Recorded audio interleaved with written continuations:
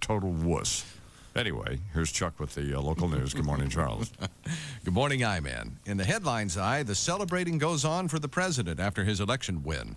The first family returned to the White House from Arkansas yesterday to celebrate anew with staffers and supporters. The president also took a few congratulatory telephone calls from some leaders around the world. There will be a lot of new faces on the way for the president's cabinet. Sources say Secretary of State Christopher will announce plans today to step down. First in a departure that will also include Defense Head William Perry, Energy Secretary Hazel O'Leary, and Commerce Chief Mickey Cantor. Images of shoes have taken center stage at the O.J. trial. A freelance photographer testified on video Wednesday that he took a 1993 photo showing Simpson wearing the same kind of expensive Italian shoes as those that left bloody prints at the crime scene. Texaco's president offering apologies for the racist statements made by some of his top executives. He's suspended 2 of them. Peter Bajor also says a federal grand jury has sent Texaco subpoenas as it investigates whether executives destroyed documents about minority hiring practices. Locally, Governor Whitman's trade mission to Israel is not sitting well with Arab American leaders in the state of New Jersey. The Arab community is upset that Ms. Whitman plans to visit a controversial tunnel in Jerusalem, the opening of the tunnel that sparked all the violence in September. Whitman has said she intends to tour the site because her visit is not political in nature. However, the 10-day trade trip, which begins today, has the governor scheduled to meet with Israeli Prime Minister Benjamin Netanyahu. The Long Island every woman who claimed victory over the powerful gun lobby by winning a seat in Congress is vowing to bring a loud anti-crime voice to Washington, D.C. 52-year-old Carolyn McCarthy says that her goal from the start of her campaign was to prevent anyone else from having to endure the pain she suffered after her husband was murdered in a massacre on the Long Island Railroad. She trounced Republican freshman Daniel Friesa 57% to 41% in Tuesday's voting. Ms. McCarthy says her first priority in Washington will be to give Long Island's working families a safe place to live. Weather, cloudy, patchy fog and drizzle this morning, partly sunny by afternoon. The high today, 60 to 65. Showers tonight, the low 55. Showers tomorrow, mid-60s, and it's 54 degrees right now at 3 minutes after the hour. Touchstone Pictures presents I'm offering this money as a reward on your head. Mel Gibson I'm going to dedicate my life to tracking you down. in the most exciting thriller of the year. I will never, ever quit. A roller coaster ride of suspense. Sean, I want to listen. Mel Gibson is mesmerizing. You kill him, you kill yourself. Get ready for the ride of your life. Give me back my son. Ransom, a Ron Howard film. Rated R. Starts Friday, November 8th. America's most experienced home improvement business has a new name. Century 21 Home Improvements. Now you can save money and time on new, energy-efficient, easy-to-clean windows from Century 21 Home Improvements. Make no payments and pay no interest for 6 months. See this ordinary window frame? It's screwed together, leaks like a sieve. Think of that as wasted heat, wasted air conditioning, wasted dollars. Now our fusion-welded frame. With these premium custom-fit windows, there are no leaks, so you'll save on energy bills. And you'll save time, too, with windows that slide up with ease and tilt in for easy cleaning. Our windows are custom-sized before they reach your home. That means installation is a snap in any season. Century 21 Home Improvements will always be there for you. You can count on it. Call now for a free in-home consultation. Our advice is on the house. Then make no payments and pay no interest for 6 months. Call 1-800-262-9933. Every week, Barron scours the investment world for growth opportunities. With comprehensive coverage of stocks, bonds, mutual funds, everything that could affect your finances. Subscribe with your credit card now and get 17 weeks at Barron's for the price of 13. That's 4 more opportunities to turn money into wealth. Get 17 weeks at Barron's for only $37. That's 4 weeks free. Call now 800-952-2626. That's 800-952-2626. History. Imus in the morning. 5 after the hour now in New York. What's the matter? Oh, well, that's just... It's what? Nothing. Well, go ahead. The most powerful voice in American media. Well, who else is? Well, do we have to state that? What, are we gloating now? Absolutely. And you know what the sad thing is? I was talking to somebody yesterday. What? Fred, my brother Fred. Fred said the sad thing is, some people actually will buy into this. Of course. Yes. In addition to you. In addition to me, yeah.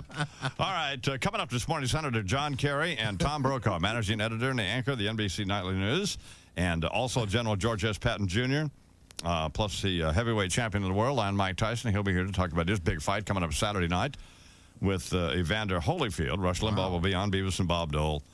And the Imus in Washington post-mortem of the election. All right. And the president wound up with not 50% of the vote, but 49% of the vote. And Al D'Amato has now turned into mush.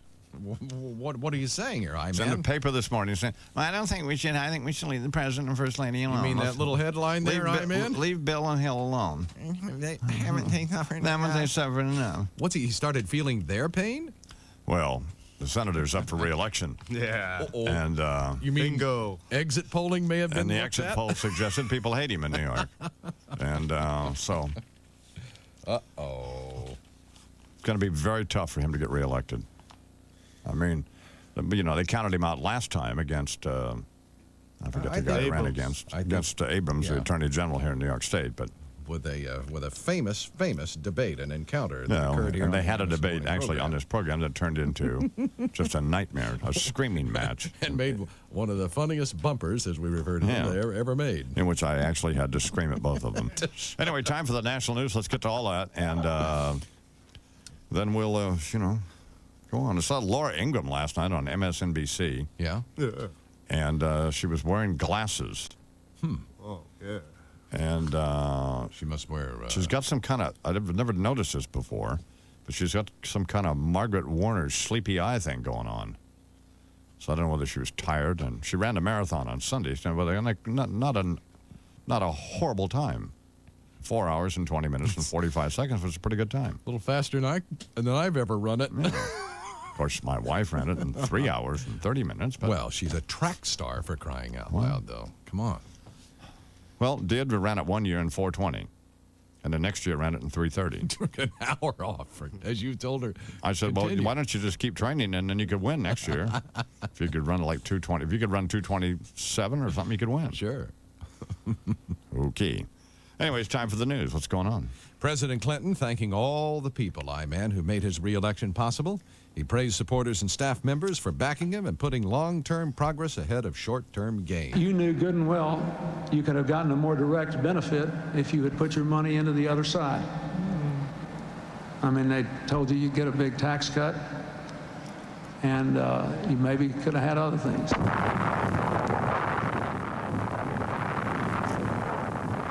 Why couldn't you let him express his gratitude to let me his tell you people? let me tell you who is so absolutely painfully lame that it just hurts you, and that's Al Gore, who I used to like, and I just think Something's happened here, or God, what a phony. We're seeing it started with that sister thing at the convention, and when you found out what a disingenuous bunch of jive that was. Yeah.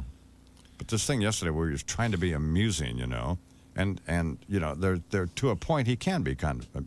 But he doesn't know he doesn't have any sense of timing or when enough is enough. Exactly. And that's the worst part. He doesn't know when he's gone too far. Yeah. And it becomes uncomfortable. That's absolutely. And yesterday was an example. Kind of like our friend David Brinkley signing off. And did you see any of that? No. I've only read about it, I haven't seen. I know you did. I saw a tape of it. I haven't seen the clip. Not pretty, but I mean, I don't know where it came from. He just says it maybe. I see a lot of me in Yes. David Brinkley, only in terms of just liver spots, losing it, But I mean, it was just totally totally unsolicited observation of the president that was. Speaking of not knowing when enough is enough. I mean, I don't know. I just hate. Well, I don't know. But anyway, Mr. Brinkley will be on this program on Monday, so I don't know whether we'll get into that or not. Probably not. I mean, yeah, we don't want to make an uncomfortable moment here. Well, no, but the thing is, that with just a little urging, yeah, it could just be a real bloodbath. That's right, and not a lot of. Let him go. No. And he's supposed to interview the president David Brinkley is on Friday for his final this week with David Brinkley on Sunday when Mr. Brinkley will retire. But I guess that's still up in the air, although I suspect that the president will go through with it in spite of these remarks. It was, well, what David Brinkley said was, in case you missed all of this, it was 12:58 in the morning, and they were all gathered there on the set of ABC News, Greenfield and Cokie Roberts and the usual suspects, and Lynn Sher and Sam Donaldson and a couple other people. Yeah. They were all paying tribute to, and Peter Jennings, they were all paying tribute to Mr. Brinkley. And he then said, well, I admire all of you for your, because you are all very creative in your writing and in your speaking and in your performance. And obviously I'm paraphrasing what he said, and he said a couple of other things. And then he said, took a beat, and then he said, something President Clinton has none of. He does not have, and he holds his finger up, he doesn't have one creative bone in his entire body. He's a bore, and he'll always be a bore. You gotta love it. And then he says, and you'll have to excuse my language here, but then he says, and this is a quote. We'll have, well, what is the quote? Well, I've got it here. Well, give it to me. I'll read it. You don't like to. It's down there a little bit, man, in John Carmody's column there. My friend John Carmody.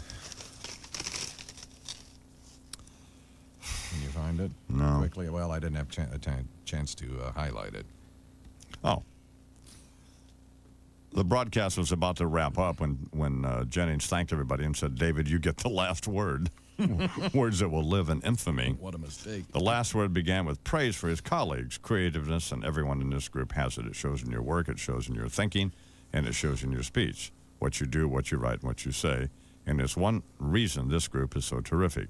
And then he took a beat and said, Bill Clinton has none of it. He has not a creative bone in his body. Therefore, he's a bore and will always be a bore. Donaldson tried to lighten the mood by joking strong letter to follow, David. Nevertheless, Brinkley concluded, I guess. I don't know where this other part is. I don't either. But then he essentially said, and we'll hear more of these speeches full of, well, he said, but then we can look forward to a series of speeches full of goddamn nonsense. That's That's essentially what it All is. right. Good. Man, sharp as a whip at his age. So it just made you uncomfortable. It Yeah. made me uncomfortable to watch it. Yeah. Anyway, that's Coming straight out of the blue all of a sudden like that, and no idea. But I mean, it was 1 o'clock in the morning, and he was tired and cranky. Well, the White House, Mary Ellen Glenn of the White House press office said that this interview with the president is still under discussion. And she characterized the Brinkley remarks as unnecessary, but said White House staff assumed, quote, everybody at ABC was up a little late and was very tired. I mean, the suggestion seems to be, the inference to be drawn is that they're not taking it terribly seriously, and probably, that, as you pointed out, the interview will go on. He was made at that pig's half-hour speech at the end of the night. Well, hopefully, he won't apologize. I think when When you're out there like that, it's... I think you got to stand by your remarks, I mean, it's obviously the way he feels. So. Well, maybe, I don't know. I just don't know. It's 14 after the hour here on the Imus Morning program. And Tom Brokaw and Senator John Kerry are both coming up this morning. What else is going on?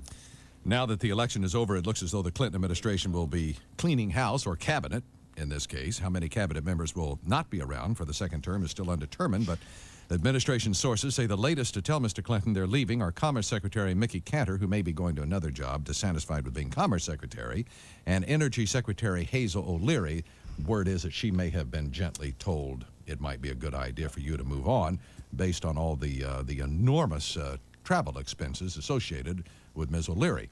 Also not returning to his job will be Democratic National Chairman Christopher Dodd. I'll be submitting later this afternoon my letter of resignation to the president as the general chairman of this party, effective in January or whenever the Democratic National Committee and the president names a successor. White House aides say Defense Secretary Perry and Secretary of State Christopher will be resigning, as well as White House Chief of Staff Leon Panetta, Housing Secretary Cisneros, and Transportation Secretary Federico Pena. Well, the rumor is that Senator Dodd, former Senator George Mitchell, and Madeleine Albright, the current ambassador to the UN, are all jockeying for the Secretary of State position.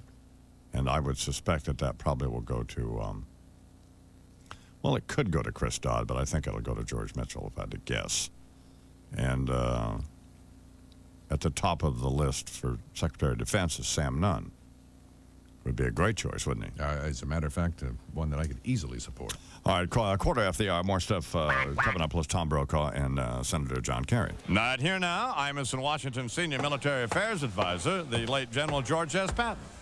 At ease, as you were. Let's begin today's debriefing. I'm sure you've all studied your analysis manuals, so here's where we are. The enemy, I am pleased to report to you people, is either contained or on the run. We feel confident of a timely victory. Let me give you the figures that form the basis of our assurance. 55-45 Republican majority in the Senate. 224 to 209 Republican majority in the House. 4 special counsels already at work. And 92 of our adversaries' troops, the Clintonistas, either in jail, in court, in trouble, or in the ground. Why don't we all recite our battle rallying call together? You ready? Let the hearings begin. I can't hear you. Let the hearings begin. Very well. Private, give me a Vince Foster on those track lights over there and flip on the overhead projector. Impressive, Private. One shot, southpaw, backward with your thumb. By God, it can be done. All right, let's have slide 1 and identify some of the principles involved in our mission. Anybody recognize this individual? Sir, that's the most powerful single force the national media has ever known, sir. Don Imus. Excellent. Imus, Donald, John, Kingmaker, Jerk. A field general of enormous talent and savvy. Haven't seen anyone like him since Ike or myself. Single-handedly orchestrated the entire 1996 general election result. Re-elected John Kerry in Massachusetts. Placed Robert Torricelli in office in New Jersey. Galvanized the nation into the I-slide that kept our Congress in friendly hands. Helped combat hero Robert Dole preserve his dignity. And brought about the circumstances that will enable us to wrest our White House away from the Clintonista occupation forces. A goal we feel can be reached within 6 months. Or after Trent Lott's first meeting with Al D'Amato. Or Webb Hubble starts singing. Whichever comes first. Next slide. The new standard uniform of the Clinton White House. And can you wait to see Hillary Clinton go from pearls and pink prevaricator suit to that which you see on our screen? Handcuffs, leg irons, and Susan McDougal model Mayday Orange Marion, Illinois jumpsuit. As these individuals are required to change their familiar chant of 4 more years to 3 hots and a cot. I like that, sir. Butt out, bonehead. Bill Clinton longs for greatness, to secure a place for his face in history, and we believe he will. On Mount Rushmore? I don't think so. No. On the wanted wall of your local post office? Does a Buddhist bear bribes? As I dismiss you people, I will share with you a memo I've just emailed to Commander Kenneth Starr. A punishment most exquisite. For prisoner Clinton, no conjugal visit. Simply stated, where'd you go, baby? Thank you for your attention.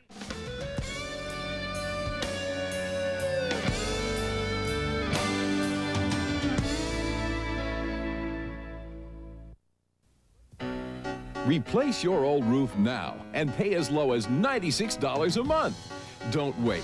Your Sears authorized installed roofing professional says buy it now before the busy season starts and choose your favorite roofing style with no money down and payments as low as $96 a month.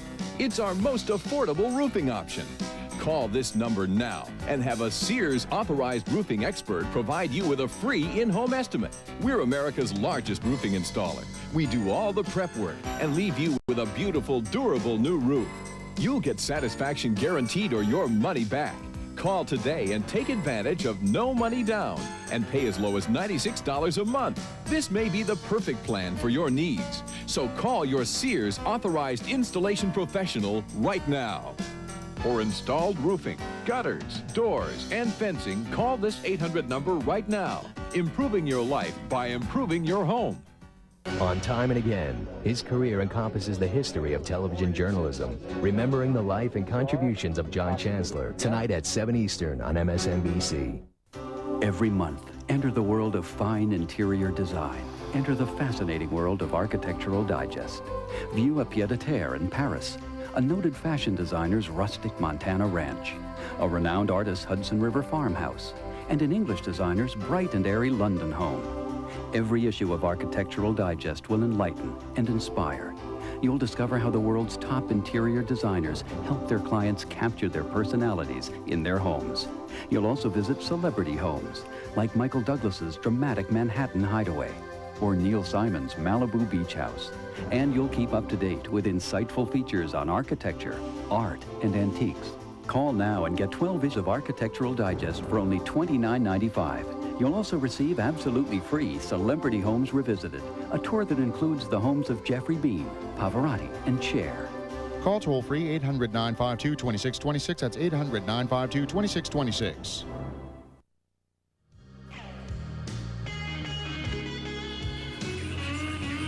To stay in touch with your customers, whether you have one business phone or 100.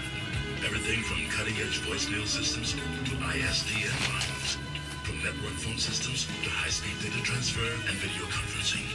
And it never costs you anything to ask for advice. Just call us at 1-800-THE-CALL. Bell at night. Imus in the morning flashback. Just don't seem to give a damn, man. Fellow Toastmasters. At the Toastmasters Club, So my brother's comments were, you can't have too many dogs, too many guns, or too many trucks, and nobody gives a damn. That's insightful.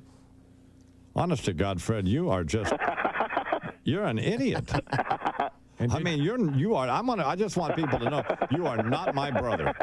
And did you say too many? They edited that thing to make me look stupid. No, I don't think they had to edit it to make you look stupid. And it was better. Trucks or drugs? I said trucks. Okay. You said trucks, right, friend? Yeah. Just checking. Too many dogs, too many guns. Too many trucks. Well, last time Dave and I were at his house, you know, I swear to God he has this. He has a sawed-off shotgun, or he has a shotgun with a pistol grip. Yeah. He has an Uzi submachine gun. Yeah. And 2 or 3 pistols. What are you anticipating? What I want to know, Fred, is why do you need those, Fred? Because we're eventually going to have to bring this government down. Jesus. You're kidding me. We have a place on Gulf Shore Drive there in Naples. Yeah.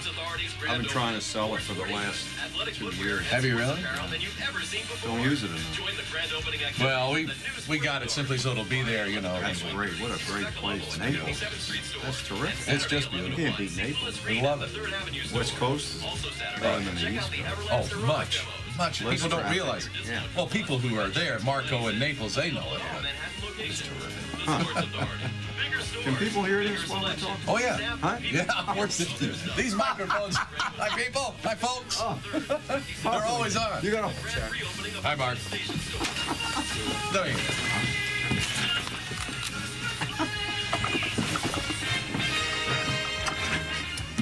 All right, here now, the Bell Atlantic Nautics Mobile Fan Highway Patrol and Little New York weather at 6:23. And here's Lloyd McNichol. Good morning, McNichol. Right now, you've got foggy conditions. With Mark Breen. Do it, boy. Well, Breen's on the road, so here, our guy, Warner Wolf. Good morning, Warner. Hey, good morning, Iron Man. Thank you very much. Hey, come on. Get him out. Hey, Get him out. Hey, the Bull of the Week on the baseball owners. They've done it again. Turning down the latest labor agreement. They've asked the players to try again. Now, here we're coming off a great World Series. Fan interest is high. Sure. The owners sabotaged the game. Only 12 of the 30 owners approved the agreement. They needed 23. National League Rookie of the Year, Dodger center field. I used to drink ordinary hot cocoa like Carnation or Swiss Miss. But then I found something smooth and creamy. Ovaltine, hot. Creamy because it's made with milk, not water. Ovaltine, hot. It's chocolatey, and it's good for me, too. Ovaltine, hot. Now, when I want something hot and chocolatey, it's not ordinary hot cocoa. It's Ovaltine, hot. Drink Ovaltine hot. Compare it to your hot cocoa and taste the difference. The legendary chalice of Malta has never come cheap. In 1238, it was captured by 10,000 Celts. In 1512, it took an entire armada. And in 1703, it took an arranged marriage to the daughter of Charles V, the older one. But luckily, if you want the golden chalice of Malta, all you need is the golden card of Visa, with extraordinary purchase power for extraordinary things. It's even mightier than the sword. Visa Gold, it's everywhere you want to be. Answer to win the half. Charlotte beat the Lakers 88-78, Anthony Mason, Bernard's old friend, 19 points for Charlotte. Oh, boy. Shaq, 22 points, 10 rebounds, and a good day from the line, missing 3 out of 5 foul shots. Not bad for Shaq. Celtics over the Pacers by 10. Islanders and Rangers 1-1 tie. Devils beat the Wings 2-0, 36 saves, Martin Brodeur. UCLA basketball coach Jim Harrick, who was coach of the year only 2 years ago when UCLA won the NCAA championship, fired because of alleged NCAA recruiting violations and questionable expenses to accounts. Get him out. Harrick was asked if he lied to the UCLA athletic director. I did it first, and then I told him, and I was wrong, and I told him I was wrong and apologized and thought it was over, but obviously it wasn't. Is somebody out to get you, do you think? I don't know.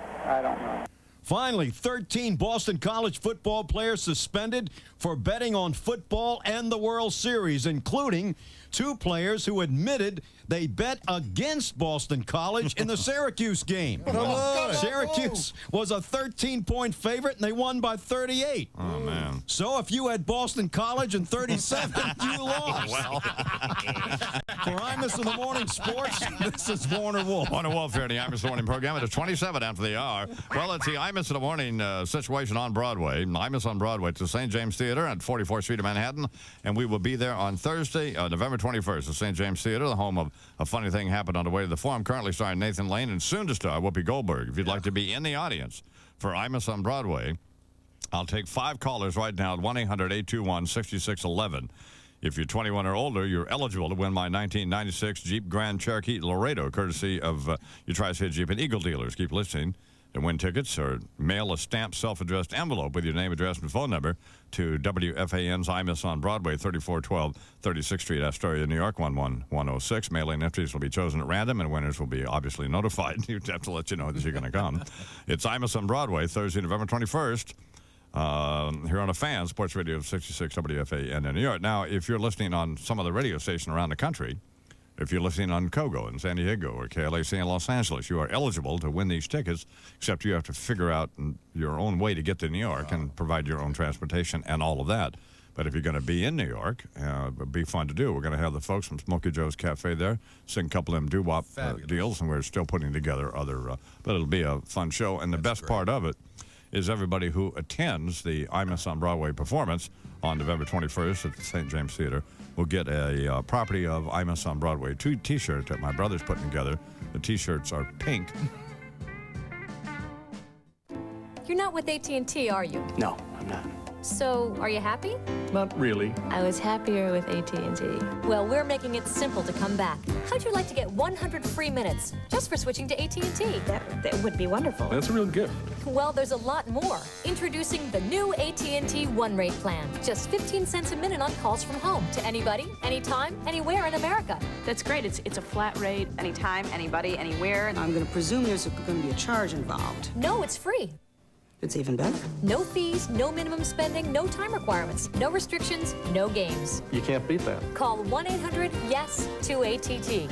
You'll get one low rate plus 100 free minutes for switching to AT&T. So what do you think? I think the 100 free minutes is awesome. The One Rate plan is excellent. There's no restrictions, no limits. So what are you going to do? Pick up the phone and switch to AT&T. One rate, 100 minutes. Call 1-800-YES-2-ATT to switch. Imus in the morning.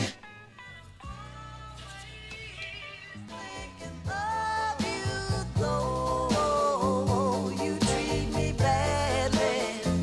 I love you madly. You really got a hold on me. Really got a hold on me. You really got a hold on me. Really got a hold, baby. Imus in the morning. Did you read Maureen Dow this morning? Apparently she was down there at Newt Gingrich's home situation. Which I guess a number of folks did. Among them, Murray Kempton. You know Murray went down there? No, I didn't. No.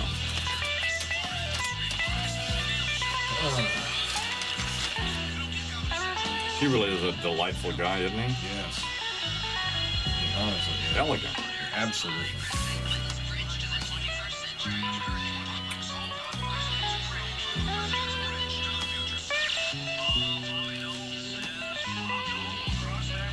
What is the Sapphire? What's his deal? I'm looking at Maury.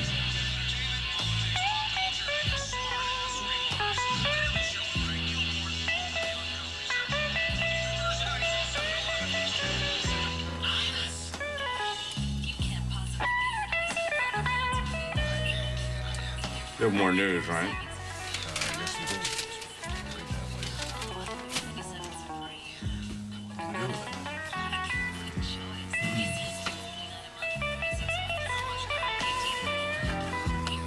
I have to go to the dentist. Training situation. No, they're putting in this bridge back there. It's been missing for.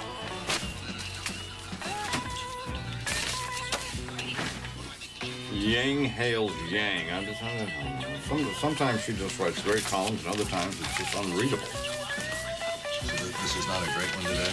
I don't know.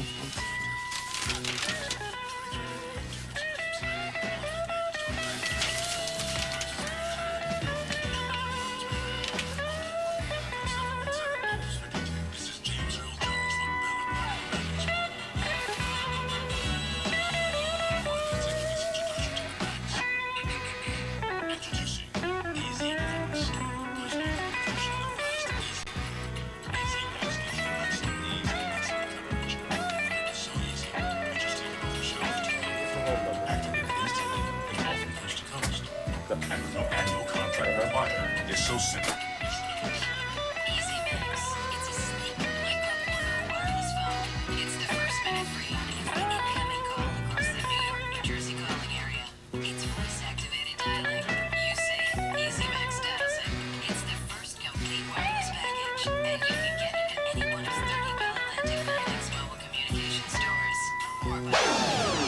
Imus in the morning flashback. Now, people, Imus in the morning 2020 sports with Mark Breen. The 2-2. Swung on line drive. Base hit over the leaping try of Alomar. Jeter scores. The Yankees win the game. The Yankees win the game 3-2. High drama in the Bronx. Good morning. Mike Breen with sports. You shut up. How about you being quiet? That's the anti-Don Criqui right there. Who is Get mouth that? shut. Who are you talking to? Well, who are you talking to? I'm talking to Breen. Well, who's he talking to? I'm talking to Bernie. You leave Bernie alone. I can yell at him anytime I Oh, want. I don't think you can. Who was Bernard talking to? He was just addressing just Were you nothing. talking to me? Yeah, I'm talking to you. Who the hell do you think I'm But talking I wasn't to? talking to you. I was talking to Bernie. Well, I'm talking Pay to you. attention. Fordham grad Michael K. with the Mike call. Breen continues. As the Yanks defeated the Orioles in 10 innings to take What are you 4-game doing, you moron? What's the matter with you? Hey, What are you nuts? Stop this. Give me this thing. Damn right. idiots. Plenty more where that came from. All right, lock and load. Jesus, are you nuts? Are you crazy? He just shot this fly thing at me. Stop it. Between the Charles, eyes. put that down. I'm going to shoot him. I'm shooting him for you. Put it down. I'll shoot you. No, you're not going to do anything. Put it down and stop. Both of you, stop this. It's a great invention. On that order, but I'll look at the papers. Okay, we talked about them, plus Mike Tyson, who holds 2 of the current heavyweight championship belts, is going to fight Evander Holyfield on Saturday night on pay-per-view, and you can buy it per round, I guess. Per round? Yeah, you can. $9.95 a round if you don't. If you think it's. But I suspect it'll go. If I had to guess, 4 or 5 rounds, maybe, or maybe he'll just cold cock him there in the initial stages of the thing. The initial seconds. But like a sap, I'll be, of course, buying it. Oh, so will I. Oh, absolutely. So will I. Sure. All right, there's more news going on, and what is it, Chuck? Bob Dole won't have to worry about his next paycheck, despite the week's election result. I-Man. He has yet to announce what he's going to do, his plans following his loss. Mm-hmm. But the former Senate Majority Leader will be drawing more than $125,000 a year in government and military pensions, and the senator and his wife over the years have also put away several $1 million, it's estimated, much of it from speaking fees. And besides, of course, Mrs. Dole is set to return in January to her $200,000 a year job as head of the American Red Cross, so they'll be fine. So do they own that apartment at the Watergate, or just we don't know? I don't know. Well, they'll be able to stay there anyway. Oh, absolutely. I mean, they're going to have a lot of income.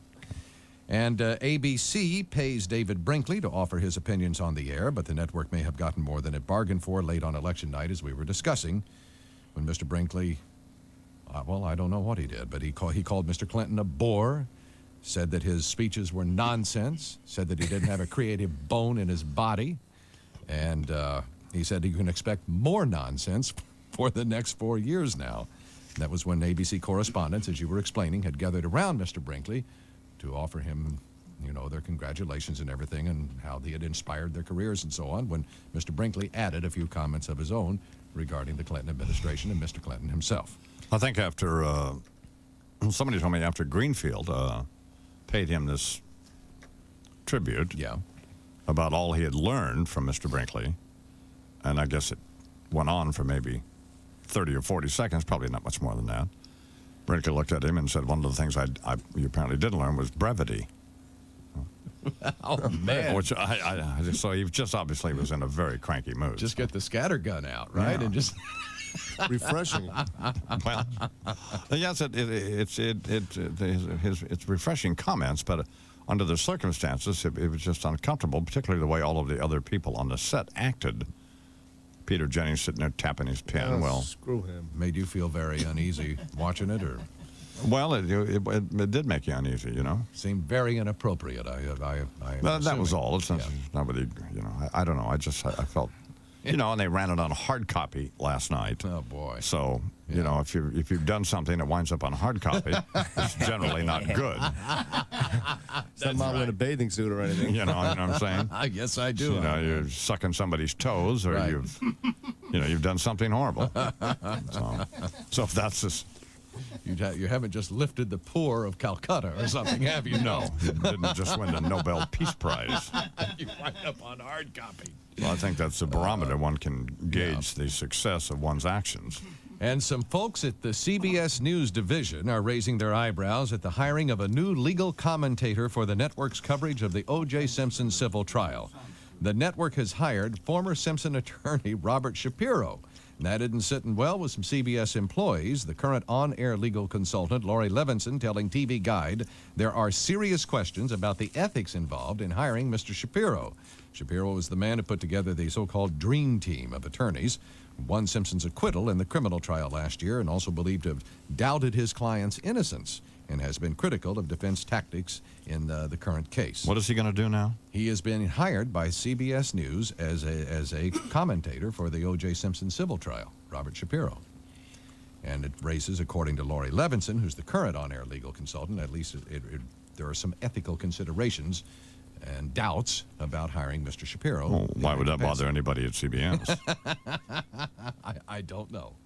At the actual trial yesterday, a photographer testified that a photograph he shot of O.J. Simpson at a football game in 1993 accurately portrays what Simpson was wearing that day. The defense says it's a fake. The plaintiffs say the picture shows O.J. wearing Italian shoes like those that left the bloody prints near Nicole Simpson's body. The defense in the civil case says the picture has been altered. If not by photographer Harry Scull, then by others who had access to his negatives. Scull acknowledges that when he was trying to sell the photograph, a friend did have the negatives for a period of time, and that they even were sent off to London, where they were scanned into a photo agency's computer. So the defense says that something happened during all of that time, that they were doctored. Well, you can do anything now with photographs, because we have, in just photographs and product photographs for the Autobody Express catalog. Unbelievable. What is unbelievable? How do you do that? That's incredible, that's man. talent to do that. It really is. Turn it right back around to selling some product. That is a skill. I'm not trying to sell anything. I'm just telling you what can be done. Yeah. I knew it was coming. You can just do anything. For example. These slot canyons I took a shot of. I'll give you an absolute And he's getting it, too. I'm stunned. perfect example here. In this shot, This is beautiful. in this shot, where is it here? Of the, well, I don't have it here. Damn it. I have the new Autobody Express 1997 calendar, which has got some gorgeous photographs in it. For example, this is what they call a flaming arch, Charles, that is outside. Isn't that a great photograph? It's just wonderful. Taken with, incredible. what's the matter? Taken with Fujifilm and a Hasselblad camera. All right, now you see, all right, now here's, oh no, that's not it. No conscience. No conscience. None. What do you mean no conscience? I'm trying Go ahead. trying to provide the people with some little education here. All right, now you see this photograph of the Durango Rodeo? Yeah, All right. I see it. God, There was a guy standing here And you see how all the other guys have cowboy hats on? Well, there was a guy standing there with just a undershirt on and a baseball cap, and he looked out of place. So we just took him out. So he put the photograph on a computer and just scanned him out. So you could put a pair of shoes on or take people out or do whatever you want to do.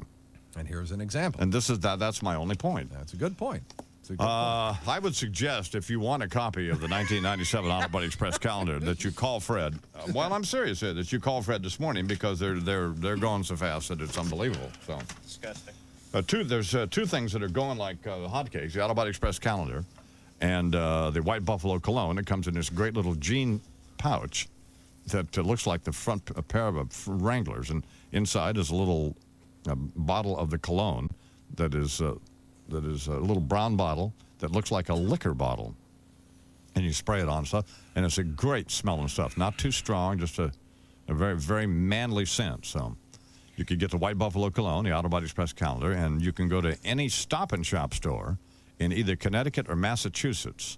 And with your Scan Saver card in both Connecticut and Massachusetts, you get $1 off of Fred's Hot Stuff, which is the best salsa on the planet. So, in fact, the jar's so attractive, you probably won't even want to open it up. So call my brother this morning. Right now, they're open. 1-800-272-1957. The Autobody Express, sponsored by Nikon cameras.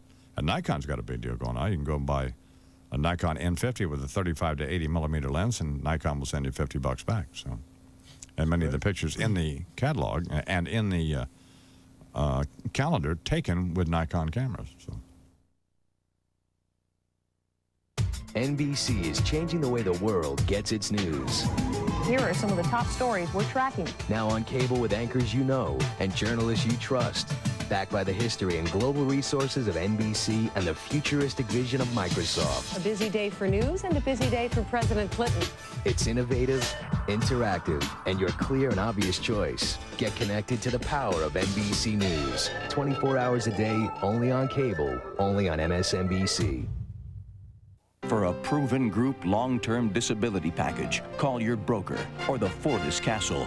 To better manage disability costs, call your broker or the Fortis Castle. Fortis, solid answers for a changing world.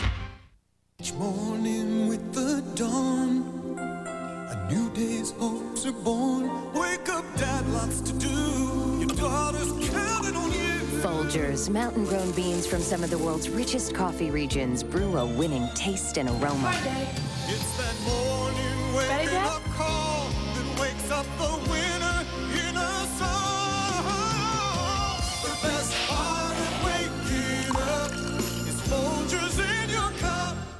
And now, wake up to Folgers Coffee House coffees. Colombian Supreme, rich and smooth. French Roast, dark, hearty, robust. And Gourmet Supreme, a truly well-balanced blend. So much more to wake up to.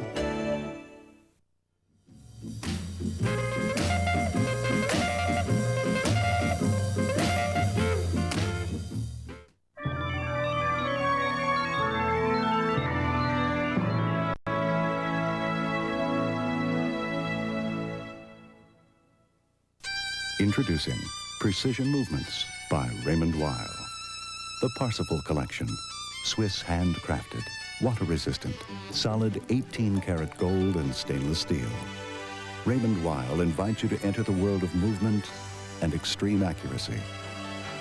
At last, a timepiece whose style matches your own. The Parsifal Collection. Available at fine jewelers.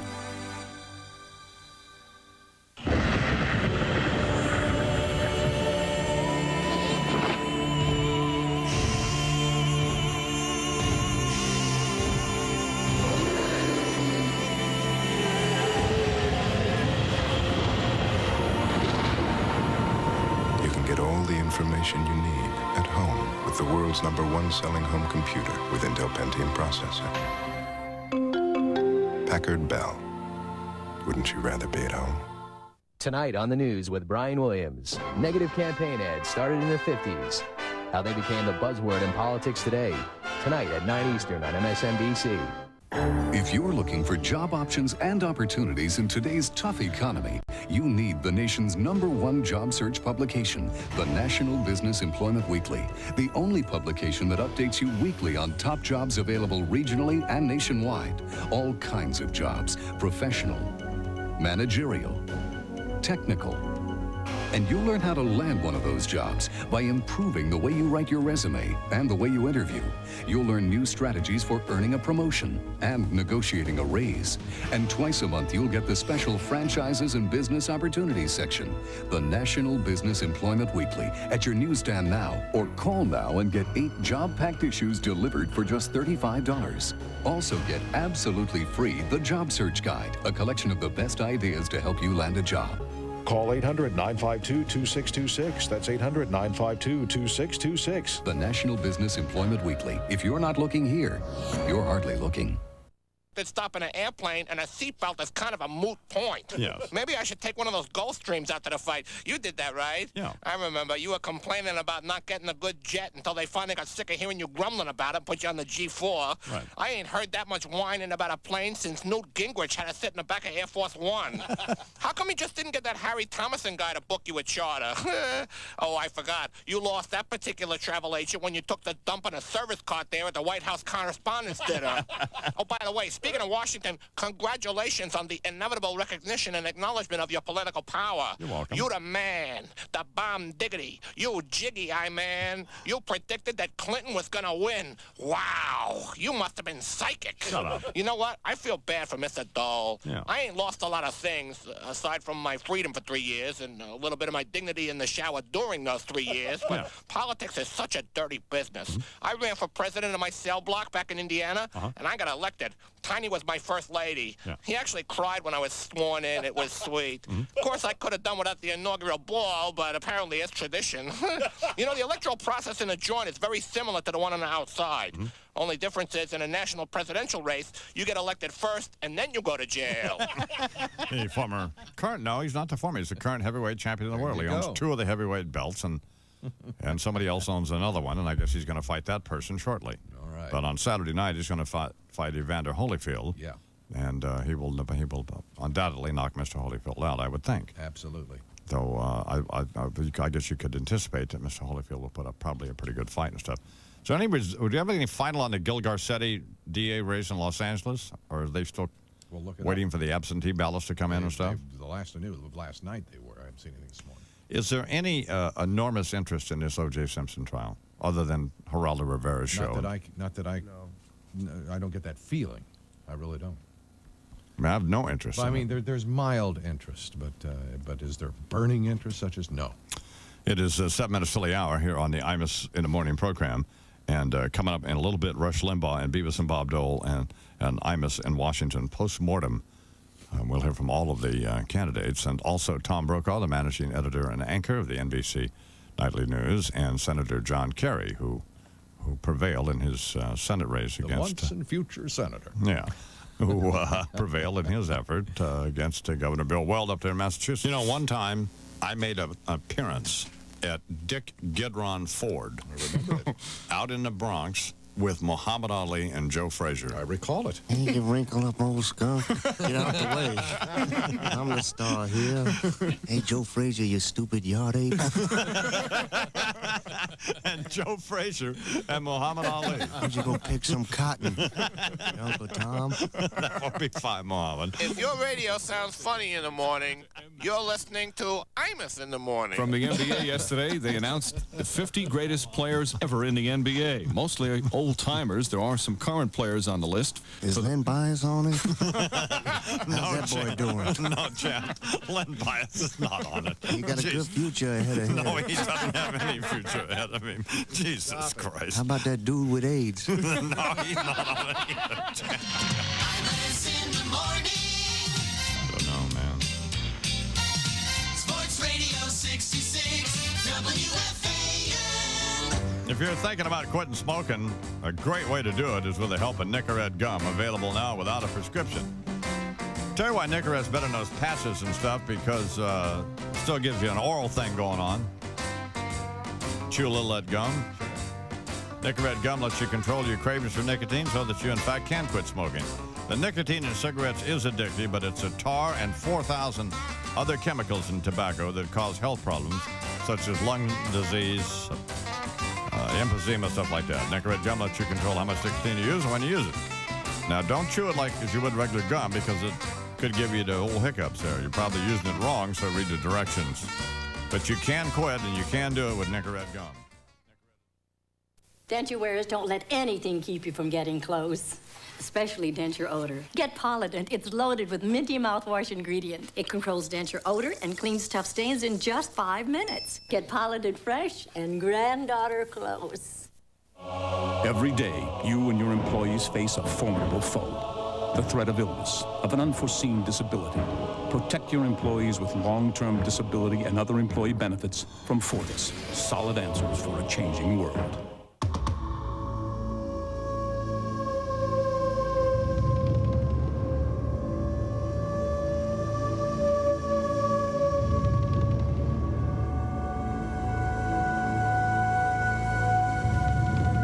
They are stunning, fascinating, and in danger of disappearing.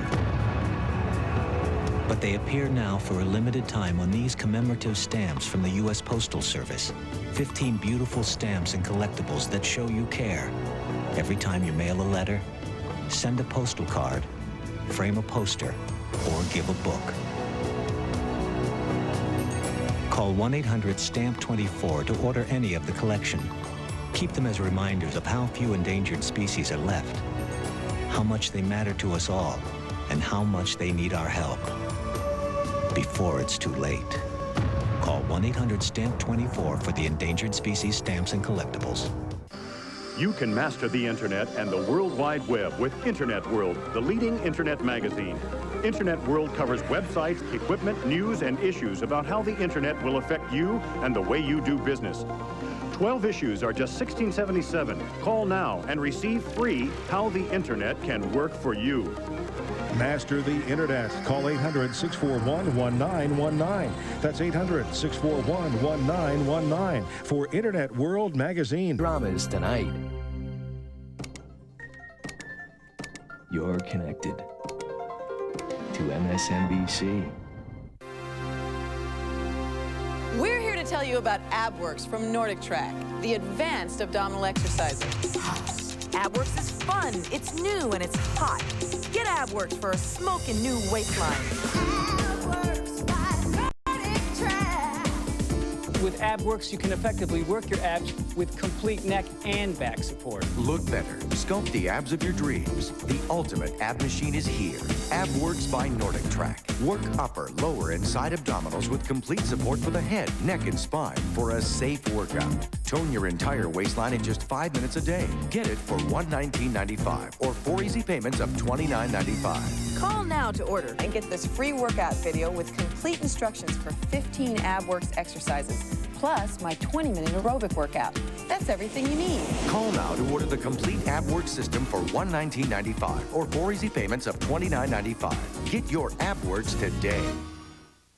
Tonight on Internight, OJ's civil trial. The doors may be closed to the press, but attorney Barry Scheck gives us an exclusive insider's look tonight at 8 Eastern on MSNBC. It starts as a blank ribbon of newsprint. Then it captures the most important business news from around the globe to become the Wall Street Journal. No one looks at the world quite like the Journal. It not only reports the facts, it tells you what they mean and how they'll affect you, your family, your career. Whether it's news from Wall Street, Main Street, Frankfurt, or Tokyo, the Wall Street Journal keeps you on the cutting edge with news and insights on everything that can affect you personally and professionally. And because our readers use its unique power to help them succeed, we do it again every business day. The Wall Street Journal, always relevant, always useful. Subscribe now and have the Journal delivered to your home or office. And with your paid subscription, you'll also receive our free personal finance software to help you make smart decisions. Get 10 weeks of the Journal and the software for only $3.80 a week.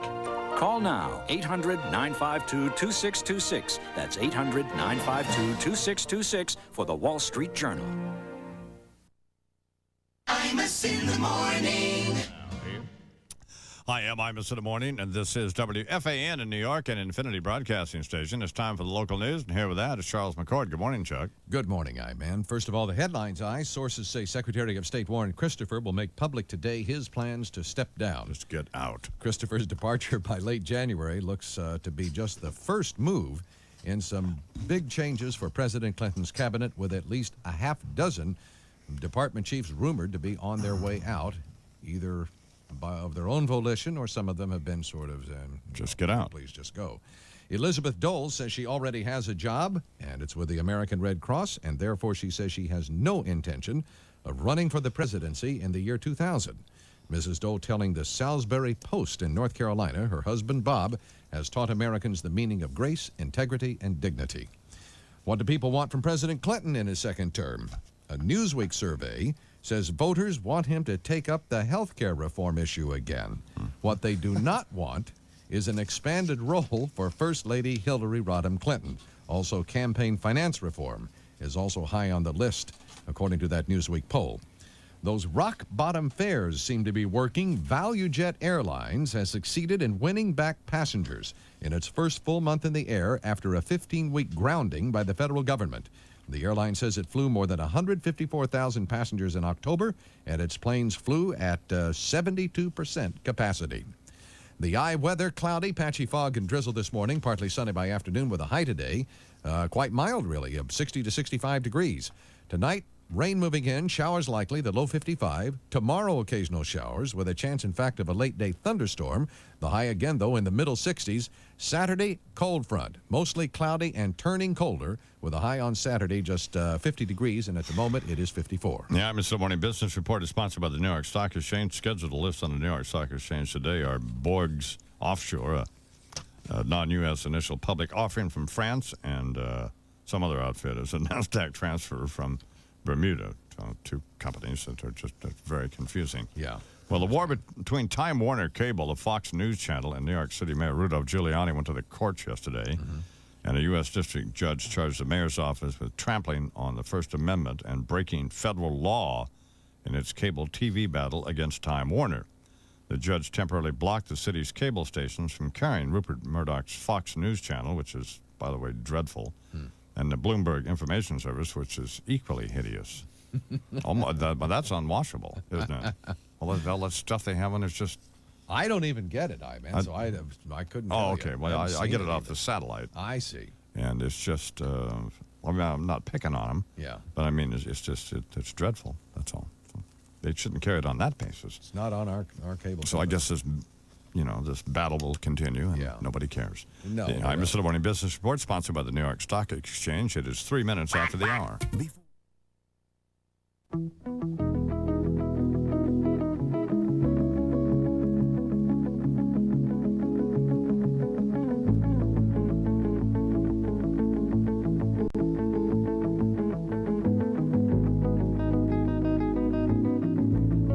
This tank of gas brought to you by National Car Rental. Now through January, get a tank of gas included with a weekend rental. Ask for the gas and go offer it. I can't get my kids to eat right. All they want is junk food. Do they like chocolate milk? Chocolate milk! Try giving them extra nutrition with rich chocolate Ovaltine. It's got vitamins Nestle Quick and Hershey syrup don't. Yeah, it may be good for them, but will they like it? My kids love it, hot or cold. So my kids will like Ovaltine and it's good for them? Wow. When my kids want chocolate milk, it's rich chocolate Ovaltine. More Ovaltine, please! Did you know there are over 1,800 companies that sell life insurance? That makes it impossible to compare the rates of every company. And since the rates for the same coverage are often different from... A private citizen, and as he himself put it, he said, I'm going to be waking up in the morning, going downstairs with nothing to do. He's no longer an elected official or political candidate. In his concession speech, Dole said he plans to sit back a few days, then stand up for what I think is right. There will be many familiar faces returning to the GOP-controlled Senate next year. Only one incumbent lost, Republican Larry Pressler of South Dakota. And O.J. Simpson denying a report he's been trying to hit on an 18-year-old intern at the courthouse, where he's being tried in a wrongful death civil case USA Today reported Simpson had made some advances toward a high school senior who's interning at the courthouse in Santa Monica. O.J. says not so, though he admits he may have joked around a little bit. Those are his words, joked around. I mean, that news is chilling. Nationally, indeed. Nationally, the Democrats are about to embark on some bridge work today, a bridge to the 21st century. In what most people consider the nastiest race in the country, Democrat Robert Torricelli defeated Republican challenger Dick Zimmer for the New Jersey Senate seat vacated by Bill Bradley. Torricelli says the campaign showed that voters still believe government is needed to protect the environment, the elderly, and students. Dick Zimmer vows to stay active in public life, but with his wife, there's a slip, in public life, but with his wife at his side. Zimmer told supporters at a West Windsor, New Jersey hotel that evidently, quote, God wants me home. Well, maybe so. Democrats won big in New York State. In the races for the House, all incumbents won in New York, except Republican Daniel Friese. The congressional delegation now at 18-13 majority in New York. Friese losing to Carolyn McCarthy on Long Island. Imus in the Morning News Time, now 3 minutes after 8 o'clock. We've invested billions to help businesses grow and provided billions more to improve homes and finance educations. We developed special insurance to pay for nursing home care and low-cost life insurance for people over 50. Because at Transamerica, we sell life insurance, but our real business is improving your life. Transamerica, life insurance, leasing, commercial, and consumer loans. Thank you very much. Hey, you're welcome. What do you got here, new program? No, new online service. Investor Insight from the makers of Quicken. Sounds like something Wall Street professionals would use. All right, but it's different. It's personalized just for me. Click on any stock and bring up the latest quote. I'm impressed. Now, here's a year-to-date graph on how it compares to the Dow. You can even add moving averages. What are all those red dots? Click on one. That's what happened today. Oh, news reports too. Right. I can call up information on over 16,000 stocks and funds and get news reports from Dow Jones, Business Wire, PR Newswire. Gives me everything I need to make intelligent, informed decisions. Minimize my time here, maximize my profits. Investor Insight. What a powerful tool. Try it. It's free for 30 days. Oh, you can bet I will. To try Investor Insight free for 30 days, call 1-800-624-0476 or download from investorinsight.com. See how just $9.95 a month can help you make better investment decisions.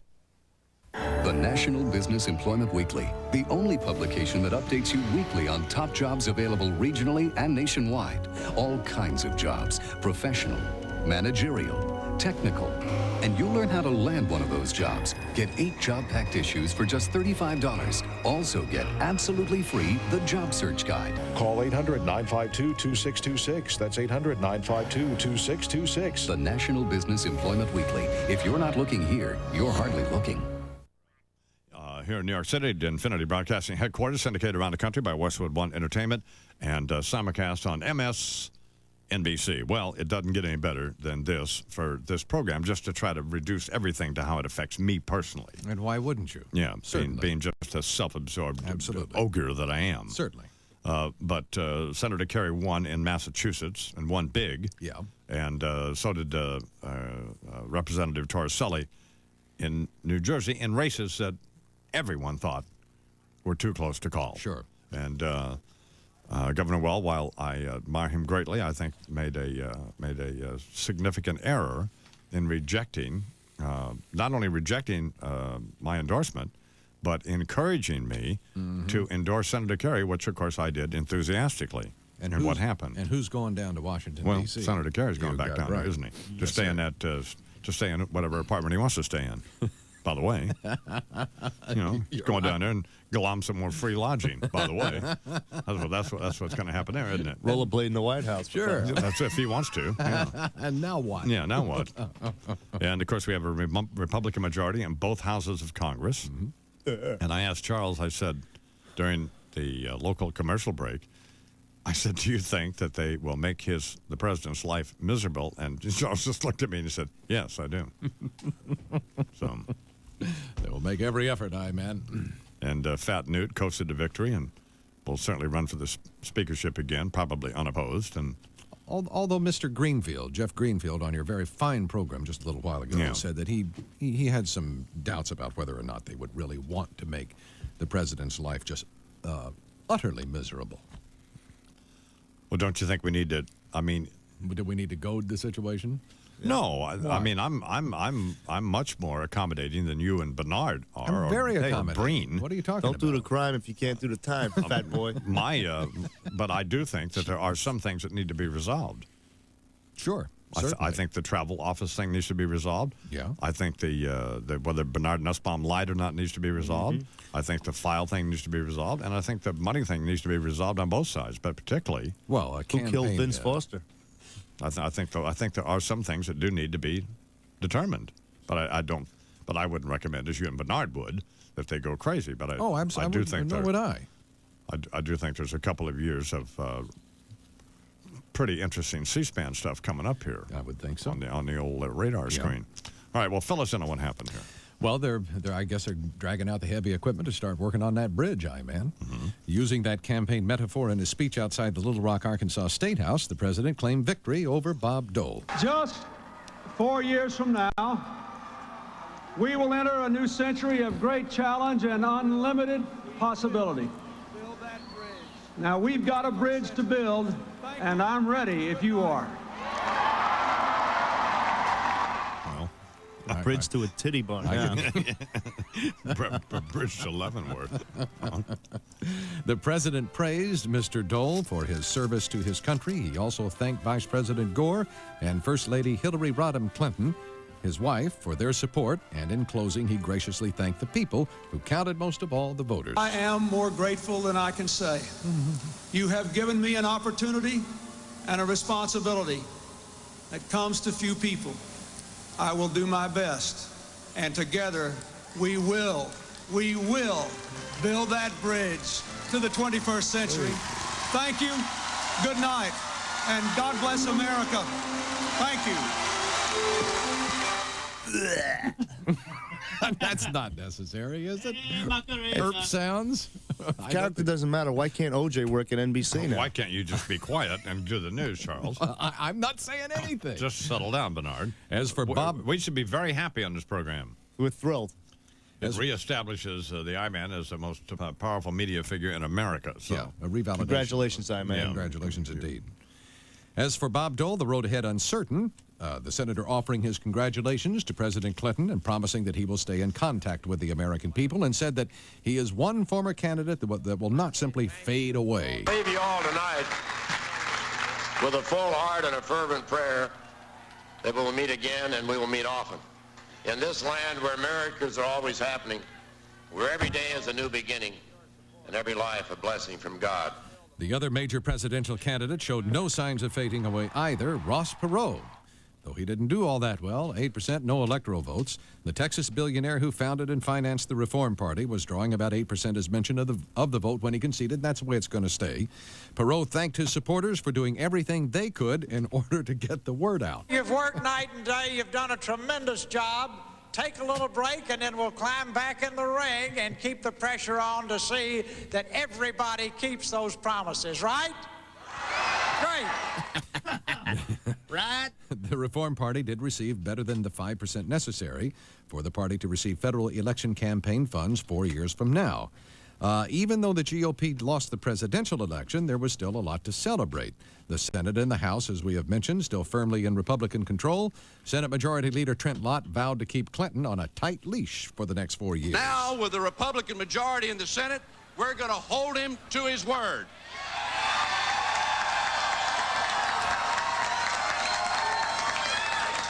We're going to work together, and we are going to have smaller government, smarter government, and less taxes.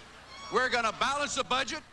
Republicans, in fact, strengthened their grip on the Senate, claiming seats in Alabama, Nebraska, and Mr. Clinton's home state of Arkansas. Republican Senator Larry Pressler was the lone GOP incumbent to fall. Majority Leader Lott is pledging to renew efforts to cut taxes and shrink government, as you just heard. One of the big-name senators to be re-elected was North Carolina's Jesse Helms, who defeated Harvey Gantt by a 53-46 margin. In his victory speech, Helms made a reference to CBS newsman America's anchorman, Dan Rather, and how Rather may have had other hopes for the outcome of North Carolina's Senate race. I can hear it now. I can hear it now, the gnashing of teeth in the editorial department of the Charlotte Observer.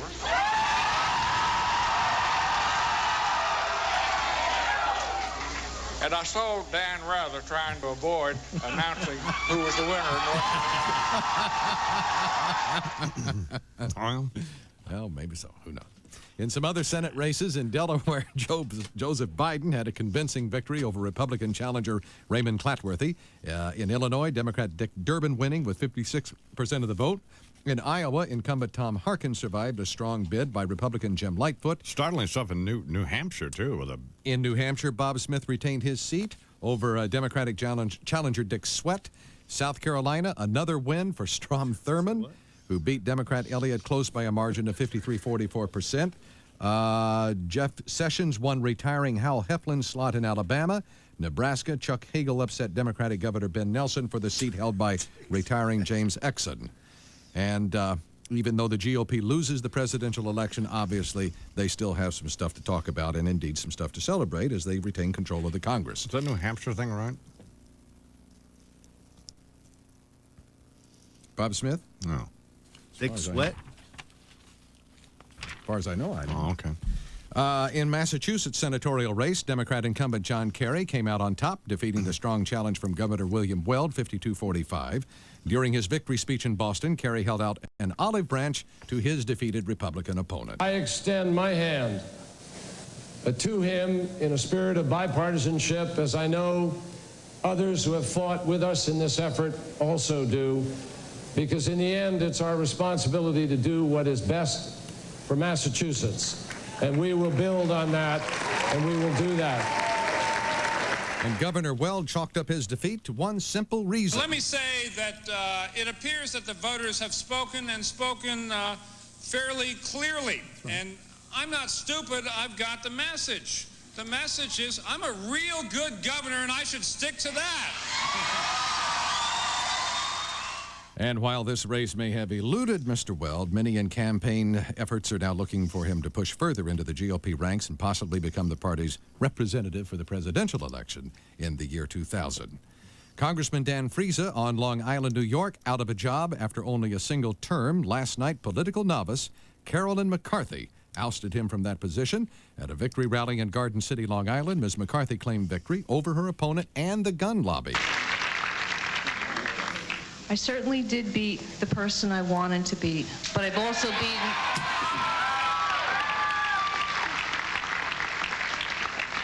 But I have beaten the NRA.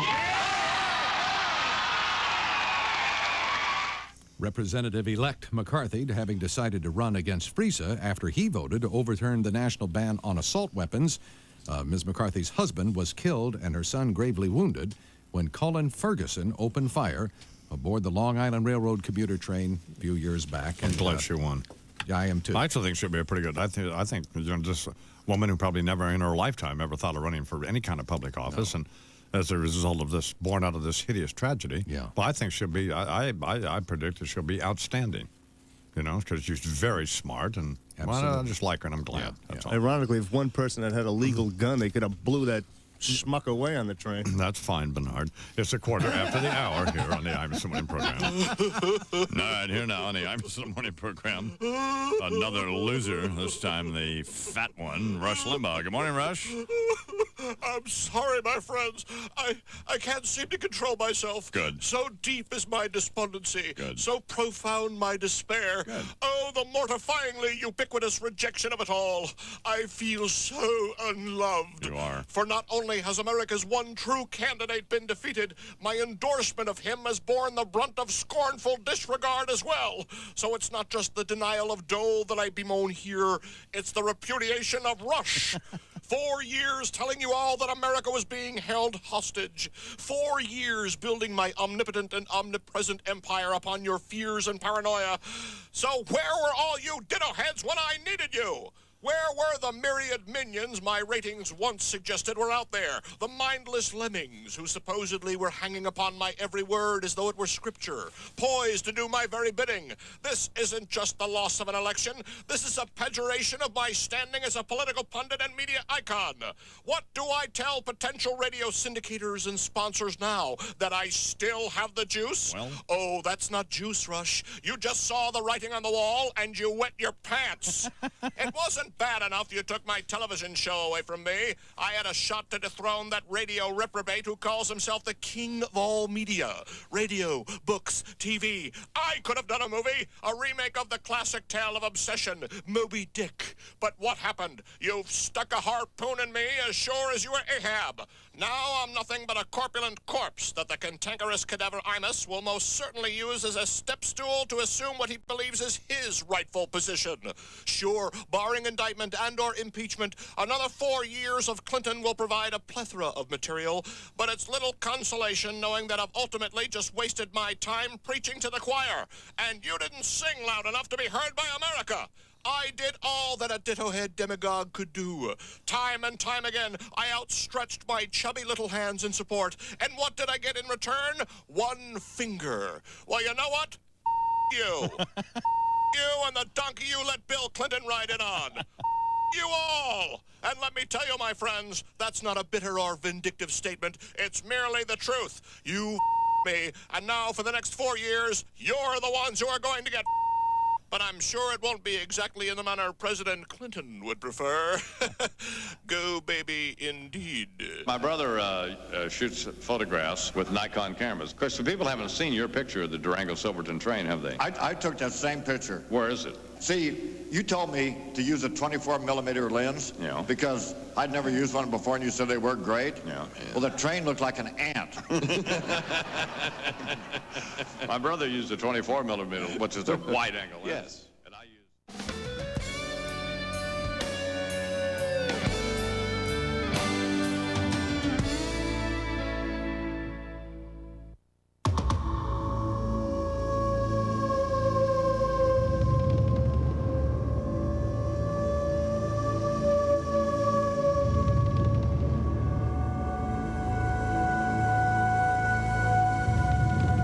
They are stunning, fascinating, and in danger of disappearing.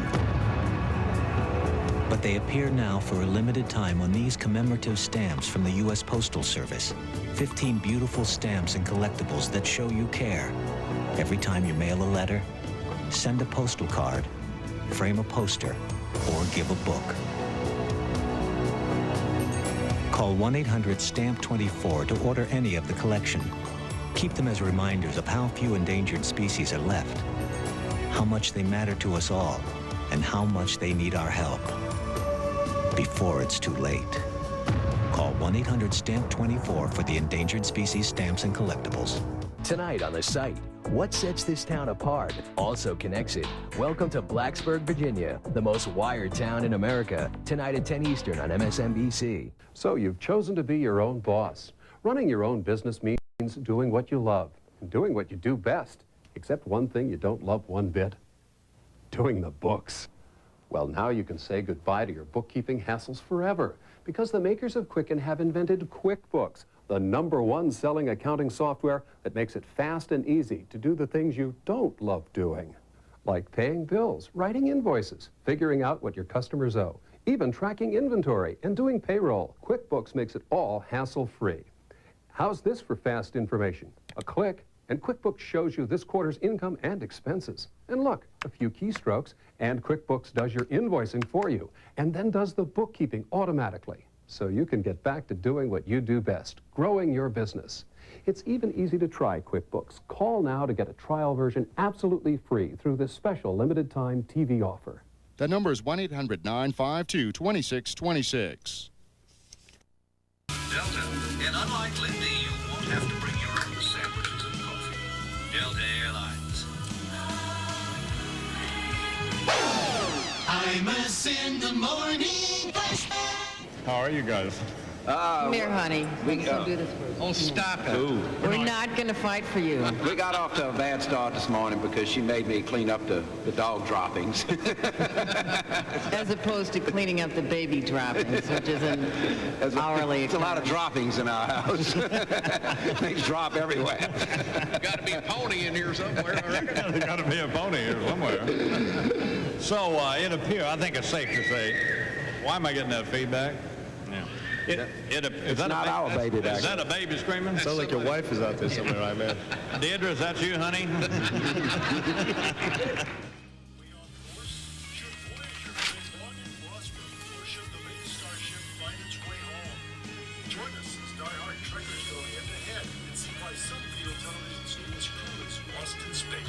Real Star Trek, tonight at 10, only on UPN 9 News. Well, I'm here outside a local bookstore asking folks which they prefer in their homes, oil heat or gas heat. Here's someone right now. Let's hear it.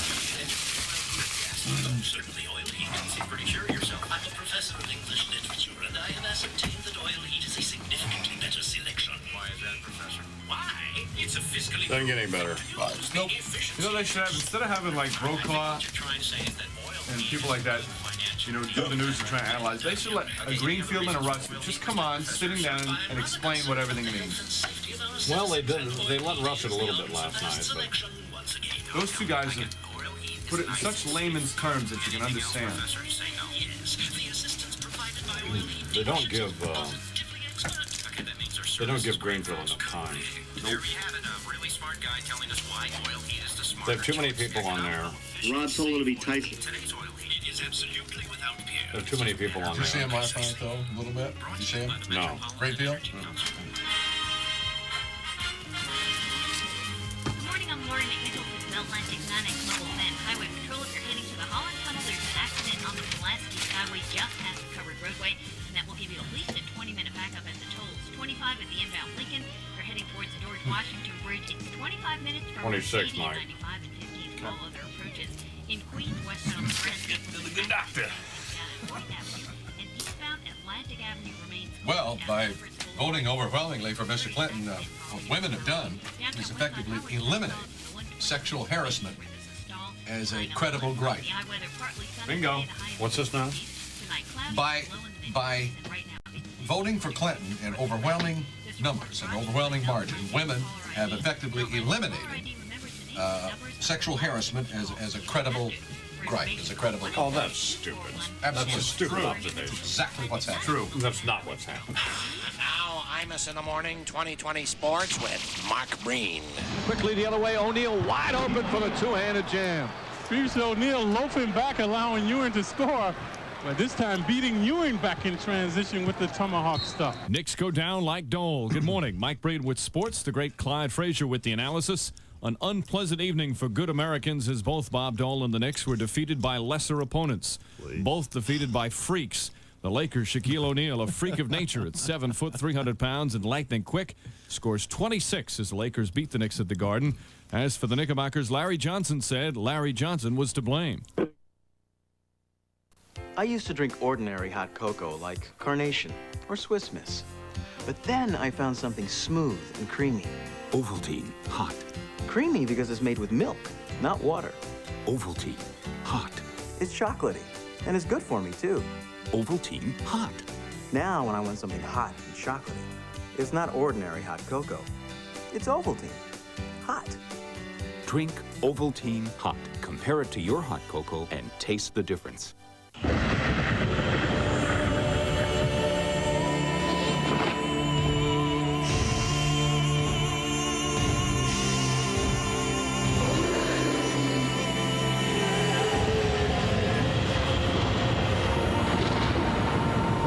can get all the information you need at home with the world's #1 selling home computer with Intel Pentium processor.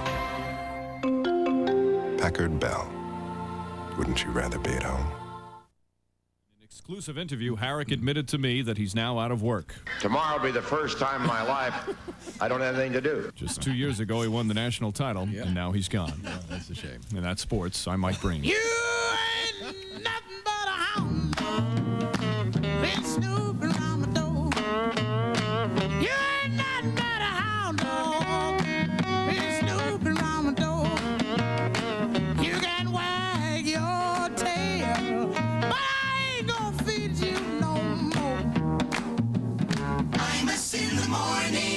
you see today's New York Times? There are singles bars all over the world, but the hottest places for pickups in Ivory Coast are the local funeral homes, especially if you can arrange a funeral on a Friday. Get that, do you, Chuck? Hold on. In Sunday's Times, get the bizarre story of the oddest terrorist ever to show up in Jerusalem and why his mission failed, and to keep up with this whole strange world, call 1-800-NYT-IMAS to see about having the New York Times delivered to your house. Finally, Mike Tyson versus Evander Holyfield. The two best fighters of the decade meet head-on. Michael Moorer battles Francois Botha, and Henry Akinwande versus Alexander Zoltan. 3 heavyweight championships, plus undefeated Ricardo Lopez and female boxing sensation Christy Martin. Saturday, November 9th, live on pay-per-view from the MGM Grand. Call your cable or satellite company. Imus.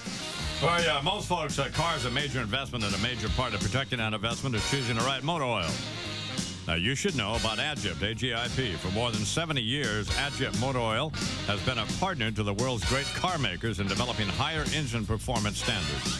On today's international fast tracks, leading race teams choose Adgip for use in their ultra-high-tech engines. And now, Adgip is available for you to put in your machine. Protect your investment with Adgip Motor Oil starting today. Get Adgip Motor Oils at new car dealers, auto parts stores, and repair shops. Look for the trademark 6-leg fire-breathing dog. That's Adgip, AGIP. The motor oil that drives the world. Adgip is available at Garden State Automotive, 259 Mountain Avenue in Somerville, New York. Well, if you want everything in name brand winter wear, ski and snowboard gear, you have to go to the Ski Shop, America's winter warehouse in Plainview, Long Island. The Ski Stop, as stop is in stop sign, is huge. You will not believe your eyes. It's a 40,000 square foot ski and snowboard lover's paradise. And every single name brand item is at the money-back guaranteed lowest price anywhere. You can save up to 80% off. Right now, Ski Stop's having their once-a-year giant ski warehouse, and they've shipped in truckloads of merchandise, marked it all down to the... Touchstone Pictures presents I am your son. Sean! Mel Gibson. I'm offering this money as a reward on your head. In the most exciting thriller of the year. I'm going to dedicate my life to tracking you down. A heart-pounding nail-biter. Who got shot? Hang on to the edge of your seat. You kill him! You kill yourself! Get ready for the ride of your life. Give me back my son! Ransom, a Ron Howard film. Rated R. Starts Friday, November 8th. Every month, enter the world of fine interior design. Enter the fascinating world of Architectural Digest. View a pied-à-terre in Paris and an English designer's bright and airy London home. Call now and get 12 issues of Architectural Digest for only $29.95. You'll also receive absolutely free Celebrity Homes Revisited, a tour that includes the homes of Jeffrey Bean, Pavarotti, and Cher. Call toll-free 800-952-2626. That's 800-952-2626. Imus in the morning. Car insurance, $150. Just like a timeshare thing. You buy a 16th of the plane. So all these tennis players, they buy part of the plane. So then the plane is available. Not the same plane, but a plane is available to you 24 hours a day. The sensible alternative. Hi, I'm Imus in the morning. It is 30 minutes past the hour, and Dr. Georgia Whitkin, who is an assistant clinical professor of psychiatry at Mount Sinai School of Medicine in New York City, is here with us, and this is her resume. You see that? Boy, can I well, now, we're just not good. She's been on a number of times, and there's just no point in reading this whole thing, is there? Fine with me. Anyway, how are you? I'm fine. Send a picture. I'm known for being on your show. That's all I'm known for. Well, hardly. Not but- NBC, not Mount Sinai. This is Dr. Whitkin's newest book. Check that out. The Truth About Women. Well, she looks great on that. Yes, cover. Dr. Whitkin looks great. And this, the female stress syndrome, is out in paperback. Got pictures in that? And this, the male stress syndrome, this is something you should read. She ought to read about this, the penis size enlargement thing from exercise and lowering your cholesterol. And Why don't know? Excuse me, exercise? Pardon me? Exercise and cholesterol. I mean, it makes sense because atherosclerosis affects, that tissue. And erectile size is evidently influenced greatly by What?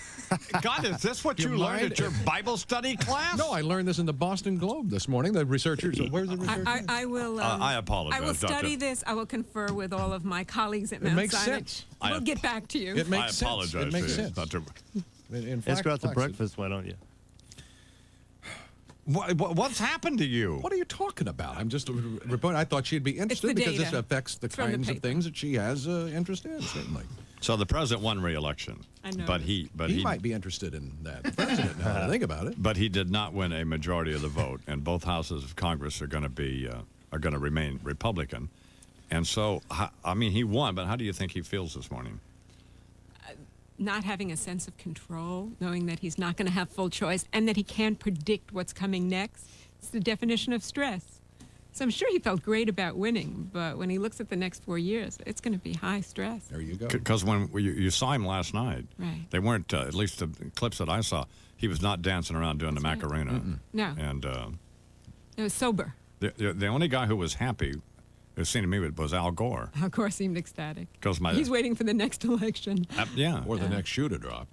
One of the two. Yeah. So, well, you know what I thought it would be interesting and a little amusing, but more interesting. What does somebody like Bob Dole, who had an indication that he was going to lose, but we were talking to Senator George McGovern, and he said he's got a great book out. By the way, did you read his book?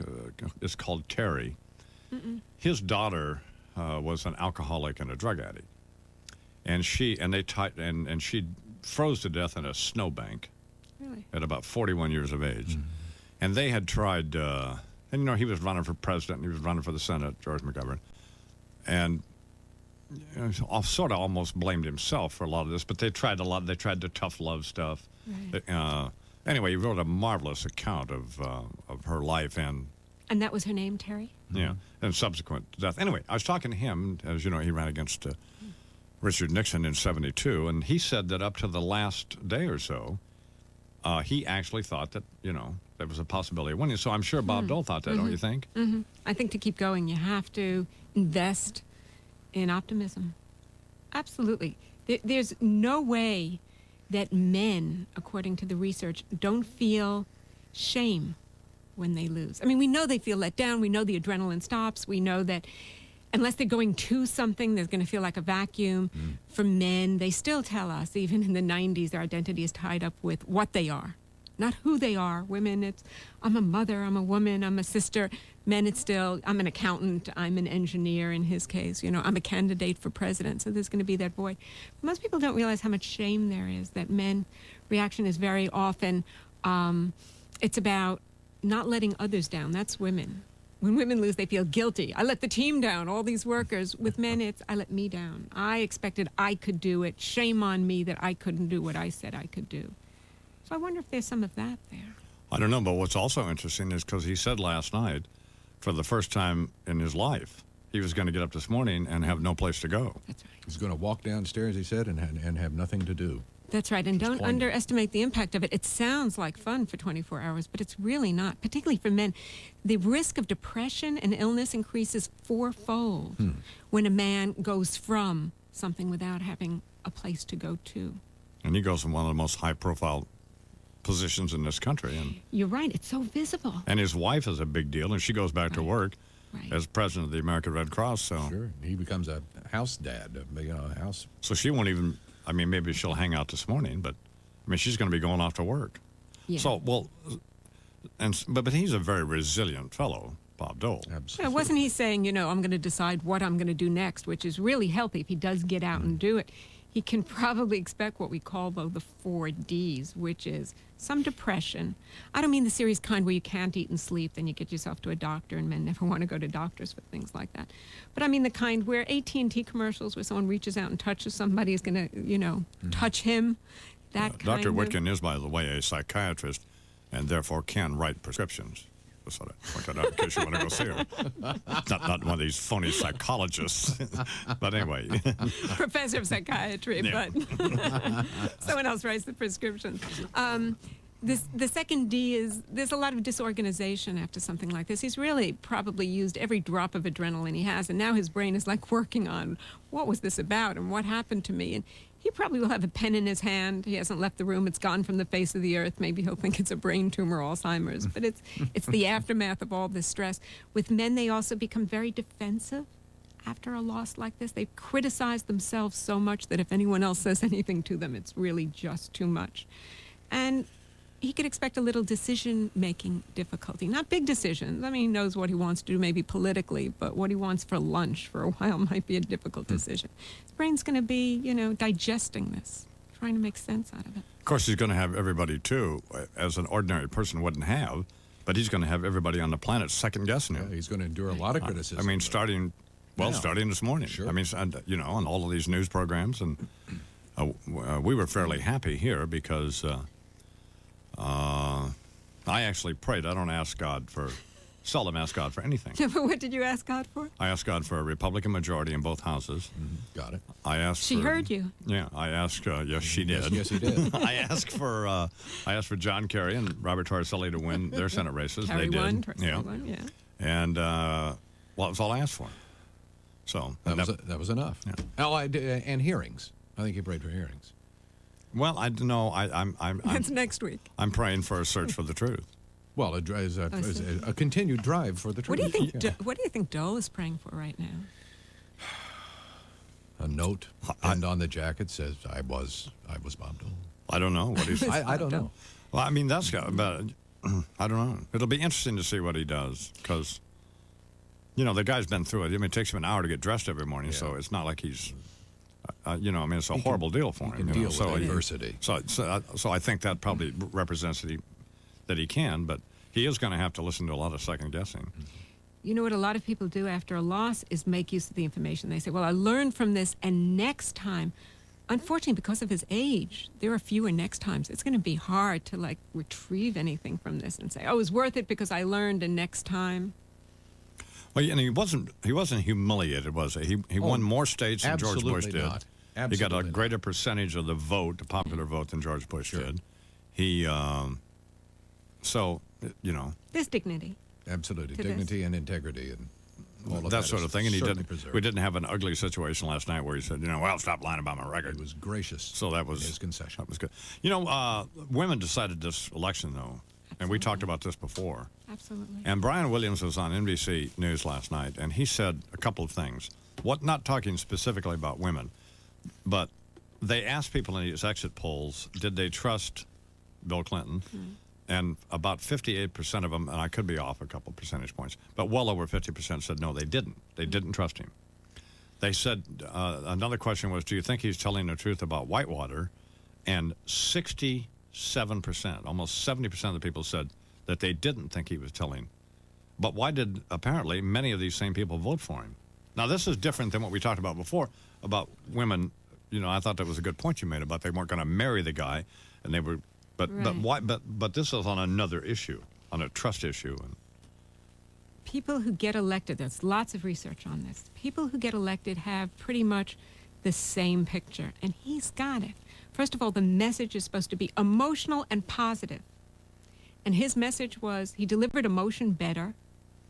It's called, managing the image. He can adjust his image. And when he has to be friendly or warm, he can do it. He's a better actor than Dole. That doesn't mean he's acting, but he can get that across. So positive emotional image, he had that. Appearance, he had that. Youth is worth more. Dole came across as older and colder. I mean, we've heard that before. I'm not coining a phrase here. And younger and stronger is typically what we want to invest in. So it sounds as if we're voting on a very surface kind of, basis. But in part, it's true. That's where you invest your... But wasn't there a point in this, in our society when those things mattered, though, whether you could trust somebody and whether you thought they were telling the truth? And wouldn't that be the difference in whether they could get elected or not? So has something changed? Or? Yeah, the community is so much bigger. I think people feel so much distance anyway from Washington now. And the press of people is so great that you're just happy to have someone empower you Let me take care of things. And if they felt that Clinton was giving them more, would be stronger, would last longer, was better to listen to, then that's who got the vote. It really is no longer about the party or the man. It's about us now. And whatever he's like, if he's going to put more in our pocket, hand us more, give us more money, give us more in terms of health or deadbeat dads, whatever the issue is. I'm not talking about just women now. Then that's who gets elected. Well, you would think, though, that somebody like Senator Dole and some of these other people who recommended to him that he make character an issue, that they would have, they would have talked to people like you, or that, it's apparently what you're saying is fairly common knowledge, isn't it, or is it? There was a study that I was reading last night which fascinated me. Since the 20s, every single candidate except Humphrey Nixon, every single candidate that had the positive message, they used to call it the vision thing, remember that in the last election, was the one who got elected. It's a message that no one, whether it's the incumbent or the person trying to be elected, should ever get up and start knocking and character assassination. That's not what gets someone elected. And yet they do it anyway. So I don't know why they don't go to the data. It's there. No. We're talking with Dr. Georgia Witkin, who is an assistant clinical professor of psychiatry over at Mount Sinai School of Medicine, and she has how many books have you written? 6. 6. Well, so we have 3 of them here. This is the male stress syndrome, how to survive stress in the 90s, which used to have a lot of, Charles used to get so stressed out that he would get migraine headaches. But well, that wasn't a consequence of stress, man. I don't know what the hell you're talking about. It's not from working with Donna. No. And then the female stress syndrome, how to become stress-wise in the 90s, also from Dr. Witkin. And then her newest book is entitled The Truth About Women Fighting the 14 Devastating Myths That Hold Women Back. It's a new day, and the world is changing. That's why the people of MSNBC Daytime are bringing it to you in a whole new way. More than just headlines. They keep you in touch with what matters to you on cable and on the internet. Personal, insightful, interactive. Spend your day with MSNBC and get closer to your world. MSNBC Daytime. It's time to get connected. I can't get my kids to eat right. All they want is junk food. Do they like chocolate milk? Chocolate milk! Try giving them extra nutrition with rich chocolate Ovaltine.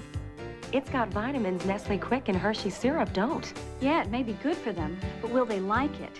My kids love it, hot or cold. So my kids will like Ovaltine and it's good for them? Wow. When my kids want chocolate milk, it's rich chocolate Ovaltine. More Ovaltine, please! You can master the internet and the World Wide Web with Internet World, the leading internet magazine. Internet World covers websites, equipment, news, and issues about how the internet will affect you and the way you do business.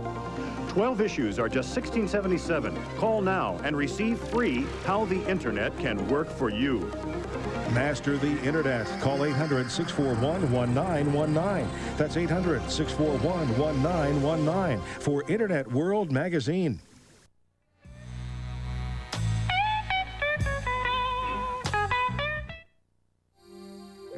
It's time to get connected. It's time to get connected. Introducing Precision Movements by Raymond Weil. The Parsifal Collection. Swiss handcrafted, water-resistant, solid 18-karat gold and stainless steel. The Parsifal Collection by Raymond Weil. Each morning with the dawn, a new day's hopes are born. Wake up, Dad, lots to do. Your daughter's counting on you. Folgers, mountain-grown beans from some of the world's richest coffee regions, brew a winning taste and aroma. Friday. It's that morning waking up call that wakes up the winner in a song. The best part of waking up is Folgers in your cup. And now, wake up to Folgers Coffee House coffees. Colombian Supreme, rich and smooth. French Roast, dark, hearty, robust. And Gourmet Supreme, a truly well-balanced blend. So much more to wake up to. Tonight on Internight, does 4 more years of Clinton mean 4 more years of scandal? A post-election wrap-up with John Hockenberry tonight at 8 Eastern on MSNBC. To accomplish everything you need to do on the ground, often you have to spend time in the sky. Now, what you do both places can help you get where you really want to go. Introducing the Delta Sky Miles credit card from American Express, giving you American Express service on the ground and Delta Airlines service in the sky. You can apply now, right over the phone. Just call 1-800-SkyMile. With the Delta Sky Miles credit card, every dollar you spend earns you a Delta Sky Mile. And when you buy your Delta ticket with it, you earn even faster. You get 1.5 Sky Miles for every dollar you spend. Plus, you receive 5,000 bonus Sky Miles automatically with the card. And when you apply now, you'll benefit from this low introductory rate. Call 1-800-SkyMile and apply now. We can take all the information in just a few minutes. Call today. The sooner you get the Delta Sky Miles credit card, the sooner you can get someplace you really want to go.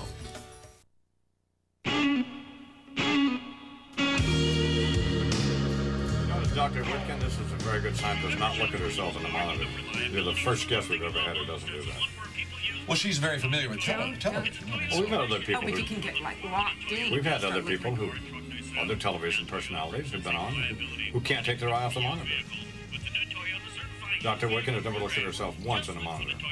Or maybe she snuck it while I was getting attention. I've looked at Dr. Whitkin. You'd leave Dr. Whitkin alone, God. And Laura Ingram? Oh, What's that? Charles is very enamored of Laura Ingram.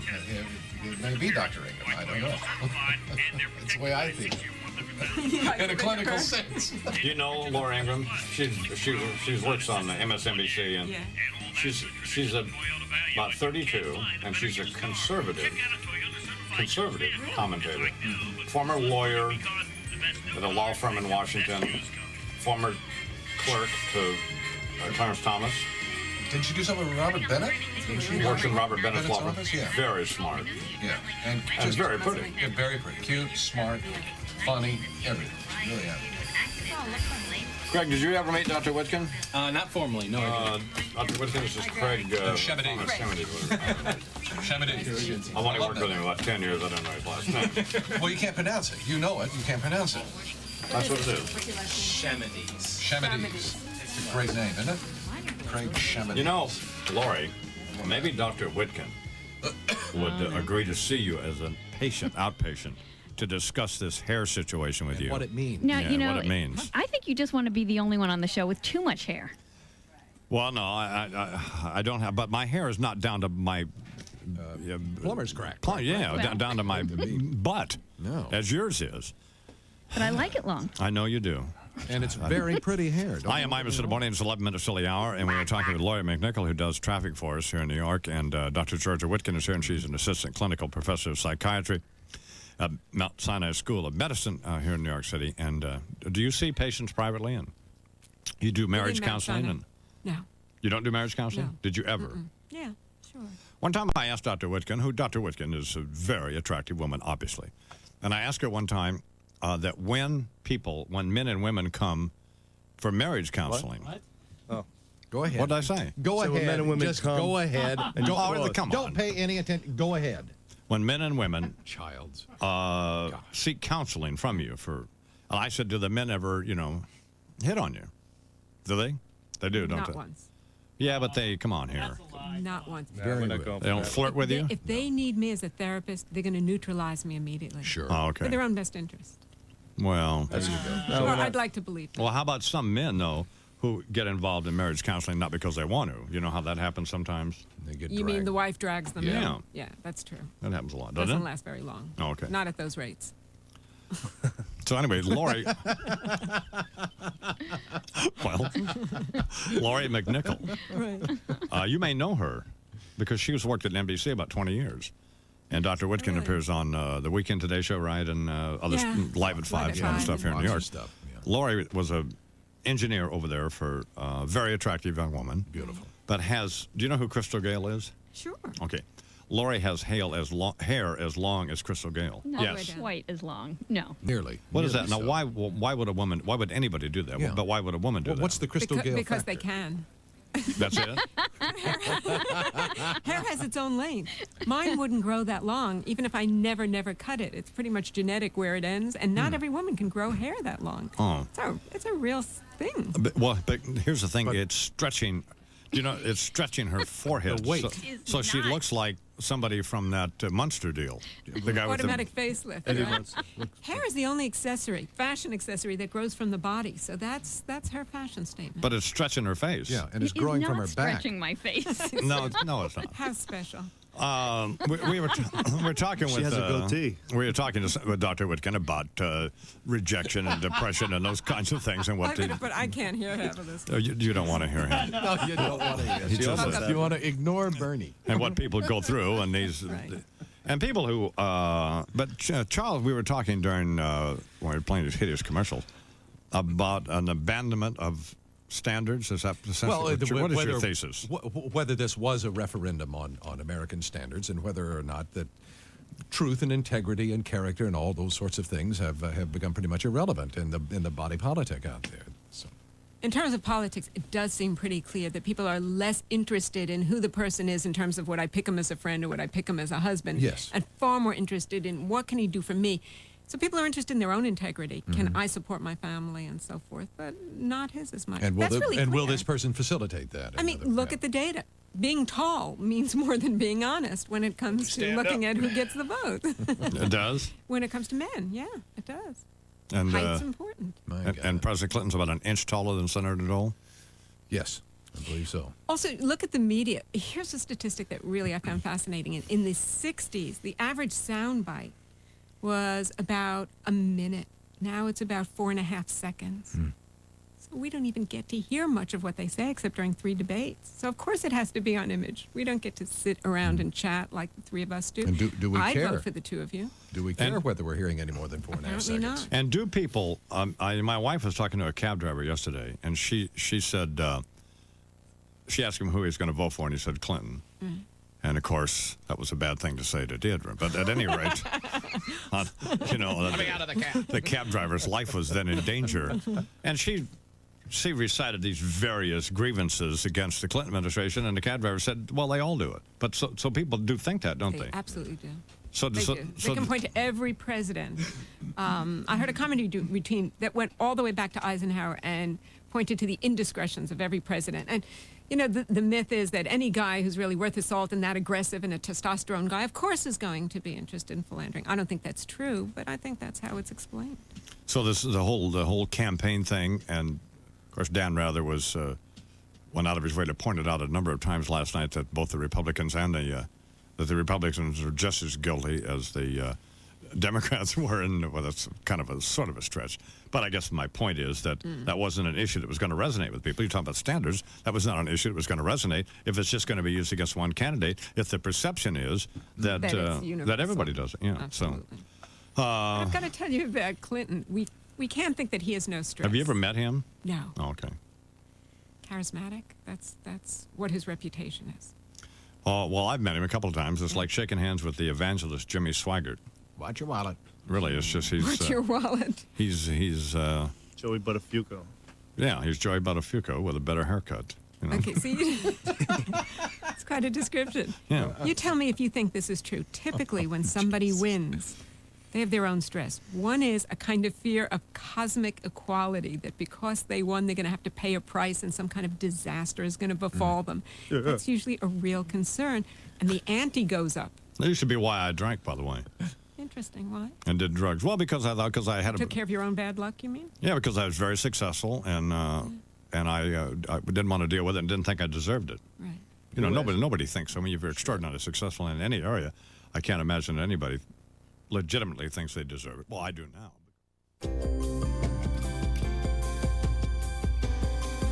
You can look forever to try and find the typical American family, but you'll never find it. They're all different. But at GE, we've discovered that as different as families are, they all have some things in common. People love to cook, but hate to clean up. Kids never come home from college empty-handed.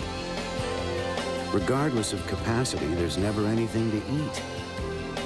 No one wants to see money go down the drain. And those who bring home the bacon shouldn't have to eat it cold. And there's one more thing. The American family is changing every day. And GE will change with it, designing features and innovations that continue to make family life a better life.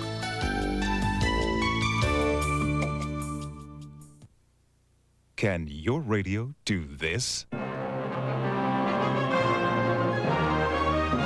Only one radio can give you stereo sound this big, yet is small enough to fit almost anywhere. The extraordinary new Wave radio from Bose. Press the remote control and hear sound from a radio like you've never heard before. Big, rich sound that fills the room. You hear music the way it was meant to be heard. Clear, full, incredibly lifelike. You've got to hear the Wave radio to believe it. And now you can, in your own home. Satisfaction guaranteed. Call us toll-free to learn how, and we'll deliver the Wave radio to your door. Experience big stereo sound from a radio. Call today for more information. It will make a difference in the way you listen to music. A big difference.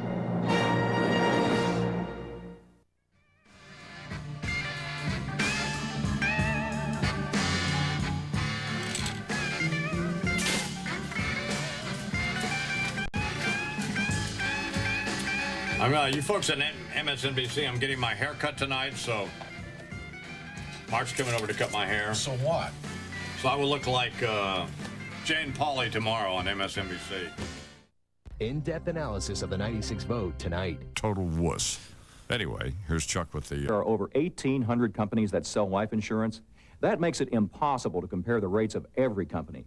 And since the rates for the same coverage are often different from company to company, many people overpay when buying term life insurance. Well, there's a free service from Select Quote Insurance Services that can help make sure you don't overpay. Select Quote continually compares the costs of term insurance policies from many top-rated companies like Kemper, Travelers, CNA, and others. Call toll-free and Select Quote will mail you 5 of their lowest quotes in a simple, easy-to-read comparison. For example, a man age 40 who doesn't smoke can get $100,000 coverage for just $169, or $250,000 coverage for just $310. And you can lock in these low rates for 10 years. Don't overpay. Call Select Quote now and see how much you can really save. For a free comparison of the 5 lowest cost term policies for you, call Select Quote at 1-800-772-8300. That's 1-800-772-8300.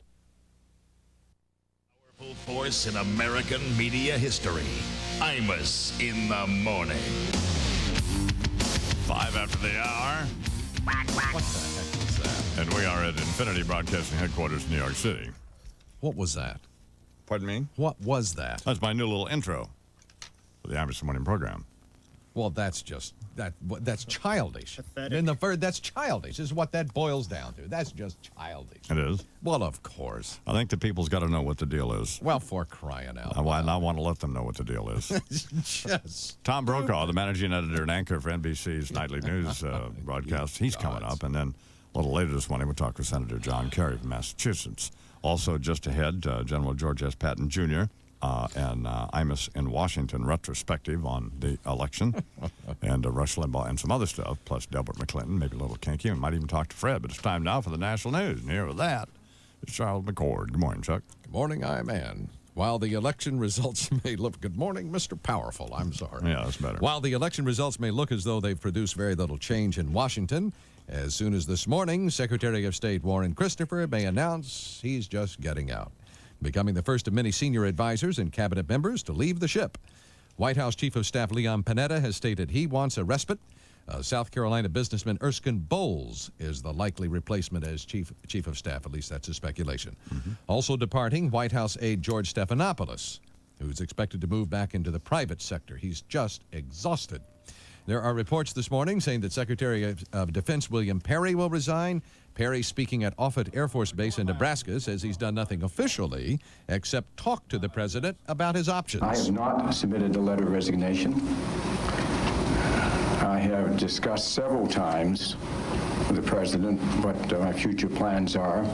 As for Secretary of State Christopher's possible replacement, candidates include Madeleine Albright, They've even talked of Republican Senator Richard Lugar, outgoing Senator Sam Nunn, former Democratic Senator George Mitchell. Also expected to leave, Commerce Secretary Mickey Cantor. Among those who, at least there is word around Washington, have been asked gently to perhaps seek other opportunities, is Energy Secretary Hazel Frequent Flyer O'Leary. A disgrace. Transportation Secretary Federico Valuejet Just Fine Pena. Yeah. And Housing Secretary, well, so I had to pay her, Henry Cisneros. Yeah. Those announcements could come as early as Friday, tomorrow. Mr. Cisneros was on a news hour last night with Jim Lair pretending to speak for the administration, but you got the feeling that he was getting his information about, like I get my information about from the Washington Post. So, exactly, from the style page. Yeah. Not exactly in the inner circle there. Even while his top aides appear to be leaving, President Clinton has been celebrating victory with some of the people who made it possible. Returning to the White House Wednesday from the campaign trail and the victory party back in Arkansas, Mr. Clinton met with staff and supporters and thanked the different ethnic groups who had contributed to his campaign treasury. I appreciate the support we got from every ethnic group, from the Jewish Americans, from the Greek Americans, and yes, from the Asian Americans. I'm proud to have your support, and I thank you very much for it. Of course, questions have come up regarding Democratic fundraising activities among Asian Americans. But did Clinton restate his support for campaign finance reform? Yes, in fact, he did. It says that will be among the issues, as the Newsweek survey pointed out, among the issues that the people want a great deal of attention on in the next 4 years, campaign finance reform. Now we have Al D'Amato getting all squishy in the papers in New York this morning, suggesting one of the headlines reads, leave Bill and Hill alone. Senator D'Amato's suggesting that we've had enough hearings and Al's stunning turnaround. Leave it in the hands of the special prosecutors, which probably, frankly, is not a bad idea. But no, that's sure. Let that go forward. It doesn't provide any entertainment for us, which is really what we want. The stuff to watch on C-SPAN. However, Senator D'Amato is up for re-election in '98. And a lot of these exit polls and other polls suggest that people in New York State hate him. So, but well, I don't know if hate would be a proper word, but he is viewed negatively. How about that? Yeah. By a lot of as is the president himself. Some of the exit polls from Tuesday's presidential balloting affirm that a decisive 58% of the voters regard President Clinton as unprincipled and deceitful, and yet, of course, reelected. Meanwhile, a couple of friends of Paula Corbin Jones say she told them in 1991 here we go. that she had just been propositioned by the then Arkansas governor, Bill Clinton. Jones has sued the president, alleging he hit on her in a Little Rock hotel suite. Mr. Clinton denies ever having had an encounter with Ms. Jones, and it says he can't even really recall ever having met her. The prestigious American Lawyer magazine quotes the two women as saying an upset Paula Jones described the alleged encounter within hours of when it allegedly happened. Clinton's lawyer calls the article a rehash of rumor. The Supreme Court, of course, will be deciding whether the lawsuit that Ms. Jones has brought should be postponed until after Mr. Clinton leaves office. Well, why did she try to make a deal with Harry Thomason to get her a gig out there in Hollywood? I can't answer that. Suggesting that if that happened, she wound up in a sitcom or something, she'd drop these charges. What's that all about? I really don't know. She wanted to be compensated for her tough times. Well, you can't blame her for that. Sure. Suddenly, the big defender of women in here. That's right. You just don't get it. You and that fat pig in the White House. This bald-headed Neanderthal. Bob Packwood in the White House there. Get him out. That would be fine. It's too late to get him out, Bernard. Oh, that's right. It's coming up on 12 minutes past the hour. Tom Brokaw is just ahead. Here now, the aftermath is viewed by our Imus and Washington Network News apparatus. I'm David Brinkley, retiring from my landmark Sunday program, but continuing my duties here for a while. Joined yet again by a group of people I genuinely loathe. Walter Cronkite. And happy belated birthday, Walter. Yeah. How were things in the Ice Age? Also, John Donald Imus, Rush Limbaugh, Paul Harvey, and substituting for Cokie Roberts this morning, Tammy Faye Baker. Tammy, welcome. You look like you were mugged by a raccoon. Now the postmortems begin. Who did what, when, and how, and why they wound up as they did. No surprise at the top of the tickets. Let's switch to the aftermath of the Clinton victory celebration at Little Rock, Arkansas's Excelsior Hotel, where Mr. Clinton has spent time in the past. Anyway, let's begin our little round robin of reports. Here's what it was like at the Excelsior. Hey, baby, wanna go out? Hang on a minute, honey. Thank you all. Kicked a little Dole Kemp butt, didn't we? Hillary couldn't be here. I got her looking at a couple of little old programs. But I want to thank America for helping us win on our platform of character irrelevancy. America has turned a big corner in this election, one that says standards have not been reduced, good people. They've been eliminated. I just hope that in building that bridge to the 21st century, we didn't also build a conveyor belt to a courtroom. All right, let's all do the Macarena now, and then we'll play hide the salami. Yeah, Daddy. You look so good. Hey, baby, why don't you give me another milk mustache? At Dole headquarters in Washington, where the former senator watched the defeat unfold for him that had been preordained by an elitist, leftist, Phil Jones, Rita Braver press, a somber, more melancholy mood. We understand Mr. Dole is addressing reporters right now. Let's pick it up. Looking at these exit polls here, Bob Dole's thinking we can still turn this thing around. Lippo, all that. Gotta get these numbers up just a little bit. It's all about 900 files, you know. Senator, you lost. Sure, I know the cost. That's what Bob Dole's talking about.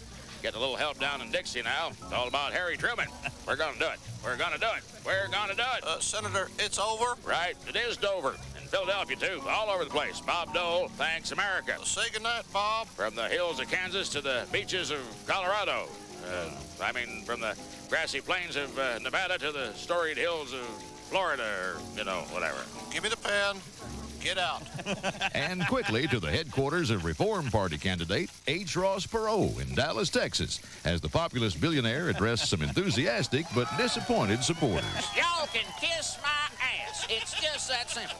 Worked my tail off for you ingrates, and what'd you do for me? Nothing. And where's that idiot Choate? Pat Choate. Who the hell ever thought that was a good idea?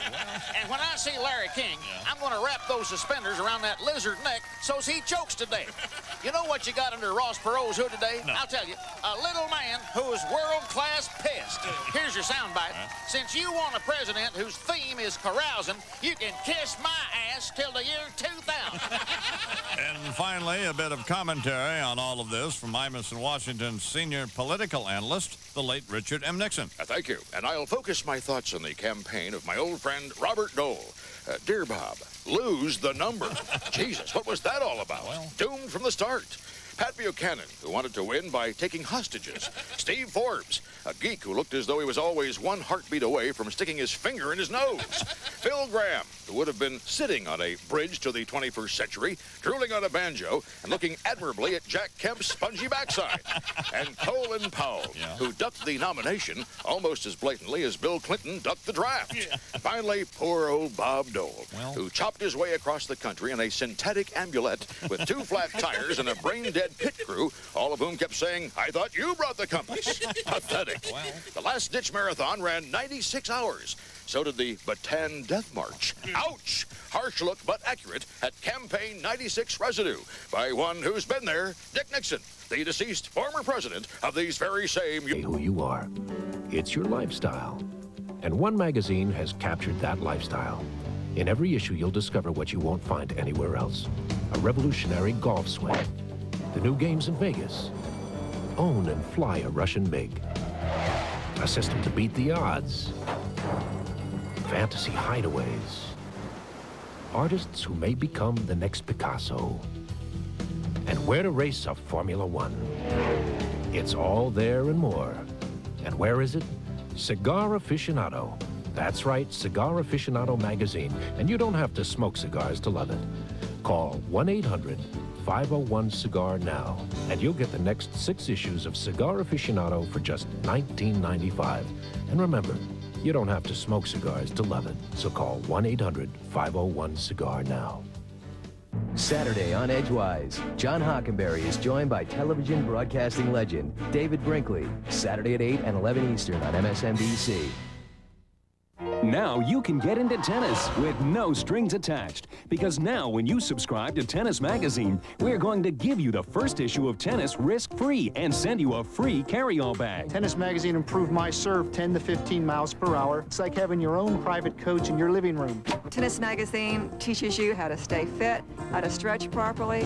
I like to play competitively. I like to play all day long. And Tennis Magazine shows me how to do this. Tennis Magazine, our family, is fun, fun, fun. It's just a great magazine. It's got something in it for everybody of the family. If you like your first issue, subscribe for the low price of just $19.77 a year. Call right now and get this tennis carry-all bag absolutely free. There's no other time than now to subscribe for Tennis Magazine. To order Tennis Magazine risk-free, call 800-952-2626. Have your credit card ready and get this carry-all bag free. That's 800-952-2626.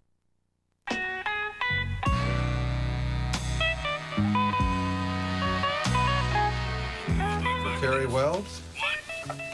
Have Craig find out what the final percentages were for Weld and Carey, would you? Tell him not to look in the papers. But tell him not to look in the papers. It's not there.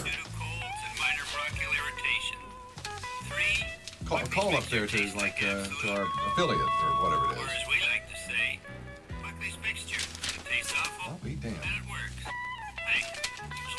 They got the percentages for New Hampshire and Connecticut.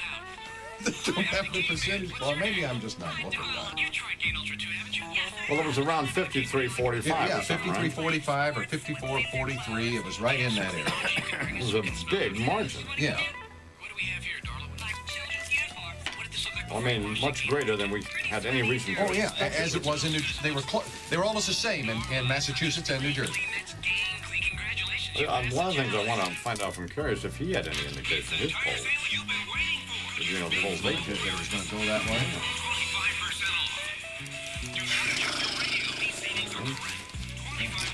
Sports.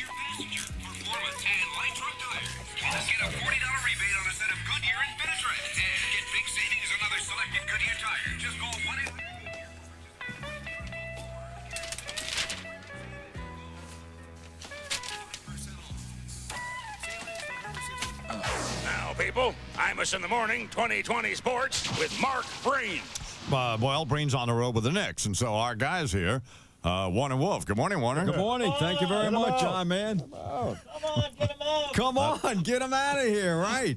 Another Boo of the Week to the NBA list of 50 greatest players. This week, 7 former NBA players are voted into the Basketball Hall of Fame. JoJo White, Sidney Moncrief, Bobby Jones, Jamal Wilkes, Alex English, Dennis Johnson, and Gus Johnson. What do these 7 guys have in common? Records. Well, no, not records, but all 7 were left off last week's list of the greatest 50 players. In other words, they're good enough for the Basketball Hall of Fame, but they're not good enough for the list of 50. Get them out! That's ridiculous. Set yourself on fire. Make a statement. No surprise, the baseball owners have done it again, sabotaging their own game, turning down the latest labor agreement. The owners needed 23 votes. They got only 12. Here's acting commissioner and Brewers owner Bud Selig. I think both sides have genuinely tried. There's no question in my mind that they have. Hopefully, we're closer now than we ever have been before. So I would like at least to focus on the positives. I'd like you to blow up. Focus on this. Genuinely.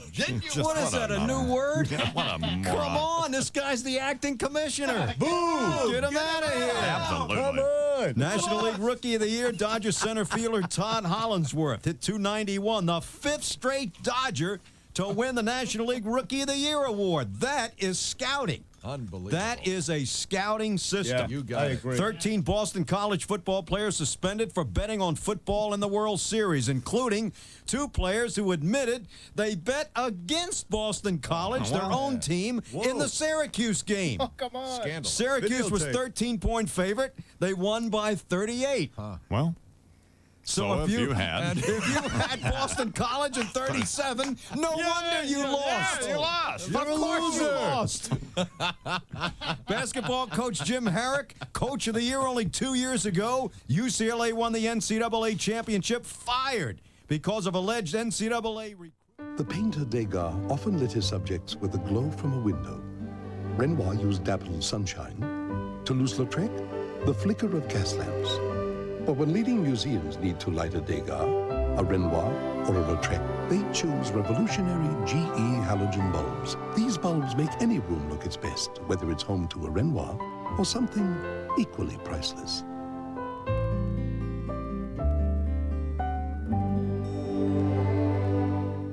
The National Business Employment Weekly, the only publication that updates you weekly on top jobs available regionally and nationwide. All kinds of jobs, professional, managerial, technical, and you'll learn how to land one of those jobs. Get 8 job-packed issues for just $35. Also get absolutely free the Job Search Guide. Call 800-952-2626. That's 800-952-2626. The National Business Employment Weekly. If you're not looking here, you're hardly looking.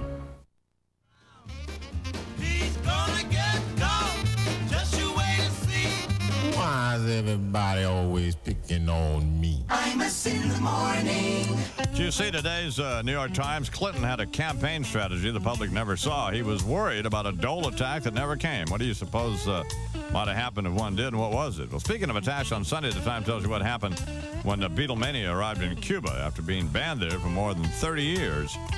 Pick up a copy or call 1-800-NYTIMES and find out about having the New York Times delivered to your house. 1-800-NYTIMES. Is this the class reunion? Judgment night. Hey, you remember me?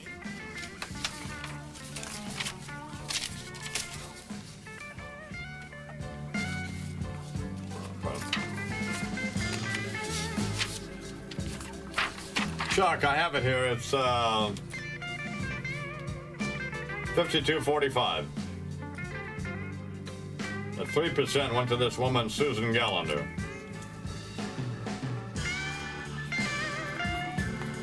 All right. Let me talk to you about that Nicorette gum, baby, if you're thinking about quitting smoking. It's a better way to quit smoking in a patch because you still got an oral thing going on there, you know, sticking that gum in your mouth, chomping on it. Nicorette gum helps you control your cravings for nicotine so that you can quit smoking. Quitting smoking is like jumping off a cliff. Doing it with Nicorette like jumping off a cliff wearing that parachute. Sure, baby. Lets you down easy. That's what I'm saying. Nicorette gum lets you control how much nicotine you use and when you use it. Now, you don't chew Nicorette like a regular gum. And it would be important that you check the directions. You can do it. Get off them smokes, baby. Chew that Nicorette gum. Nicorette available without a prescription now at all ShopRite supermarkets, and you can save some money with your Price Plus card at ShopRite. Nicorette.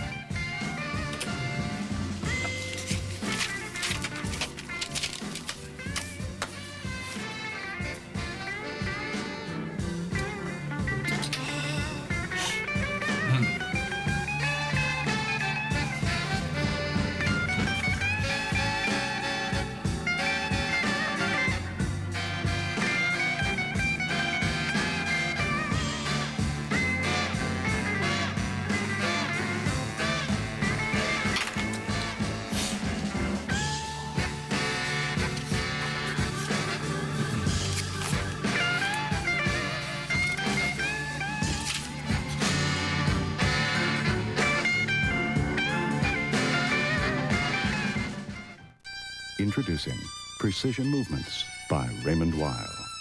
The Parsifal Collection. Swiss handcrafted, water-resistant, solid 18-karat gold and stainless steel.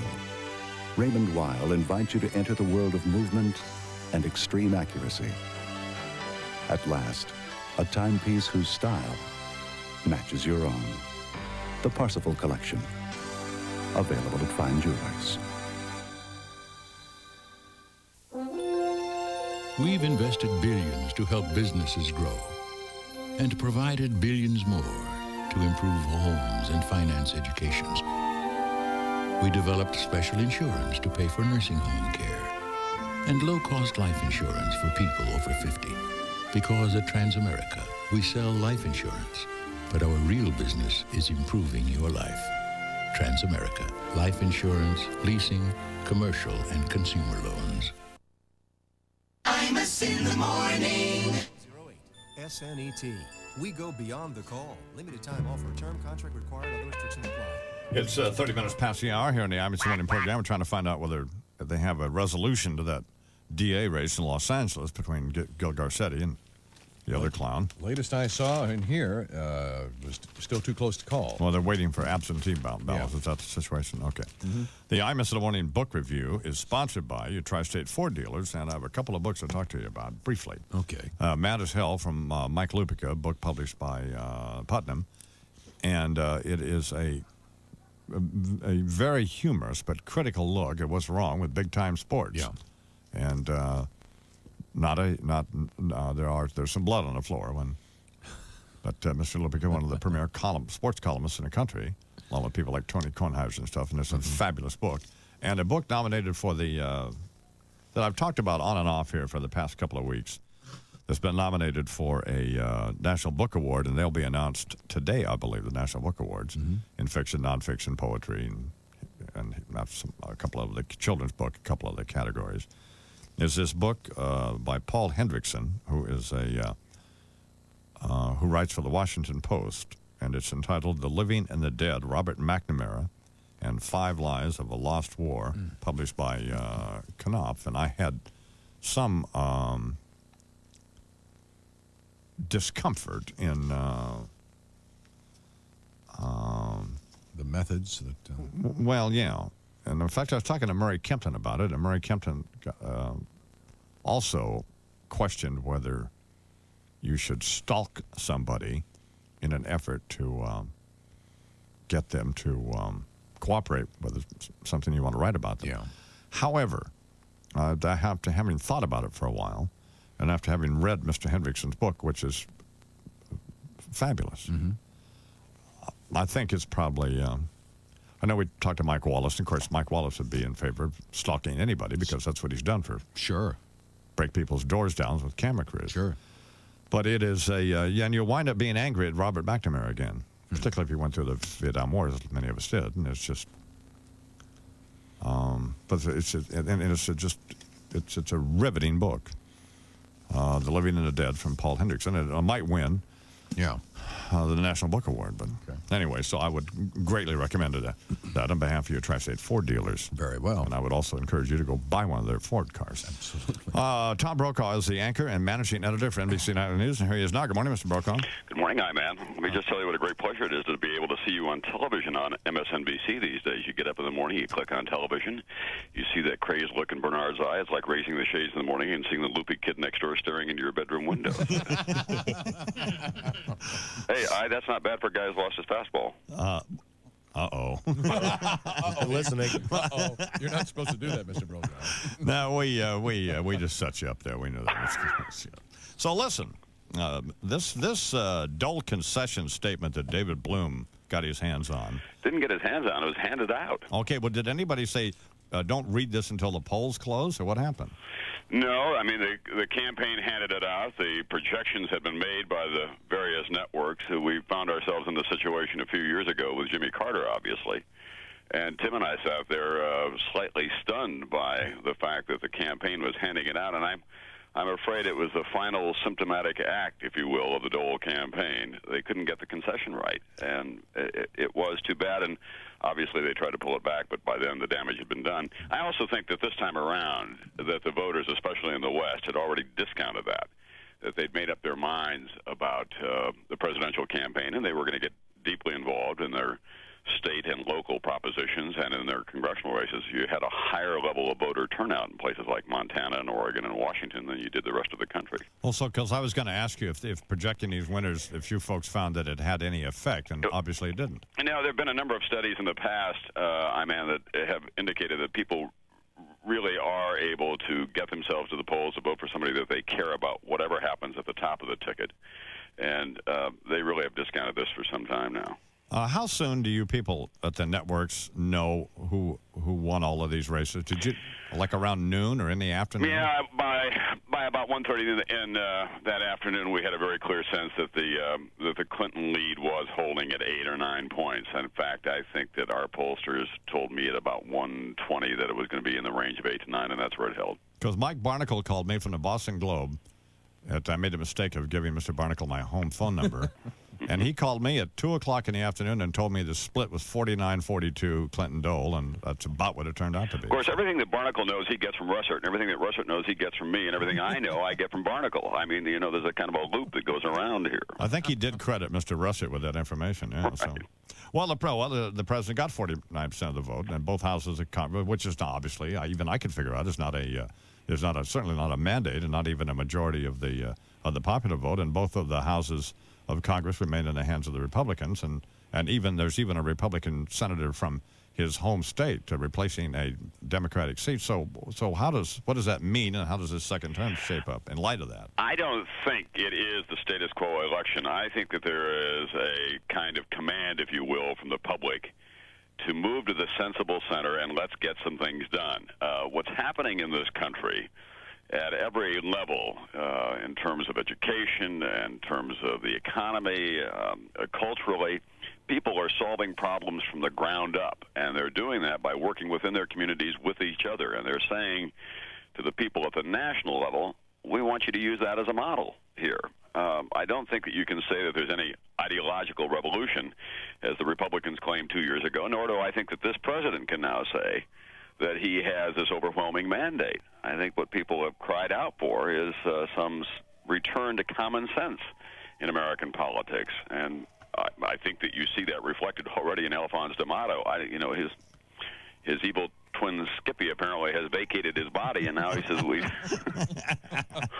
no longer need these investigations of Bill and Hillary. I mean, it's really one of the remarkable turnarounds in contemporary politics. But isn't that really from Senator D'Amato covering his own situation, because he's got to run for re-election here in '98, and a lot of these exit polls in New York suggest that people, hate him. So.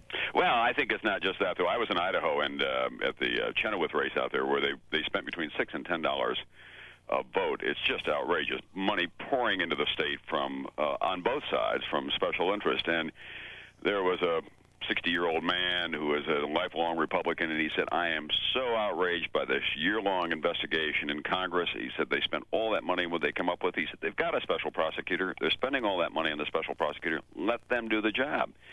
And I think that that's what people want. I think that they want politicians in Washington to solve the real problems that are going on, and when they make an assignment to a special prosecutor or to the Justice Department, let them do that kind of investigation. Do you think the administration wanted a Democratic majority in one of the houses, or I guess they wanted it in both, but in order to initiate all of this legislation they've been talking about, or to forestall these investigations?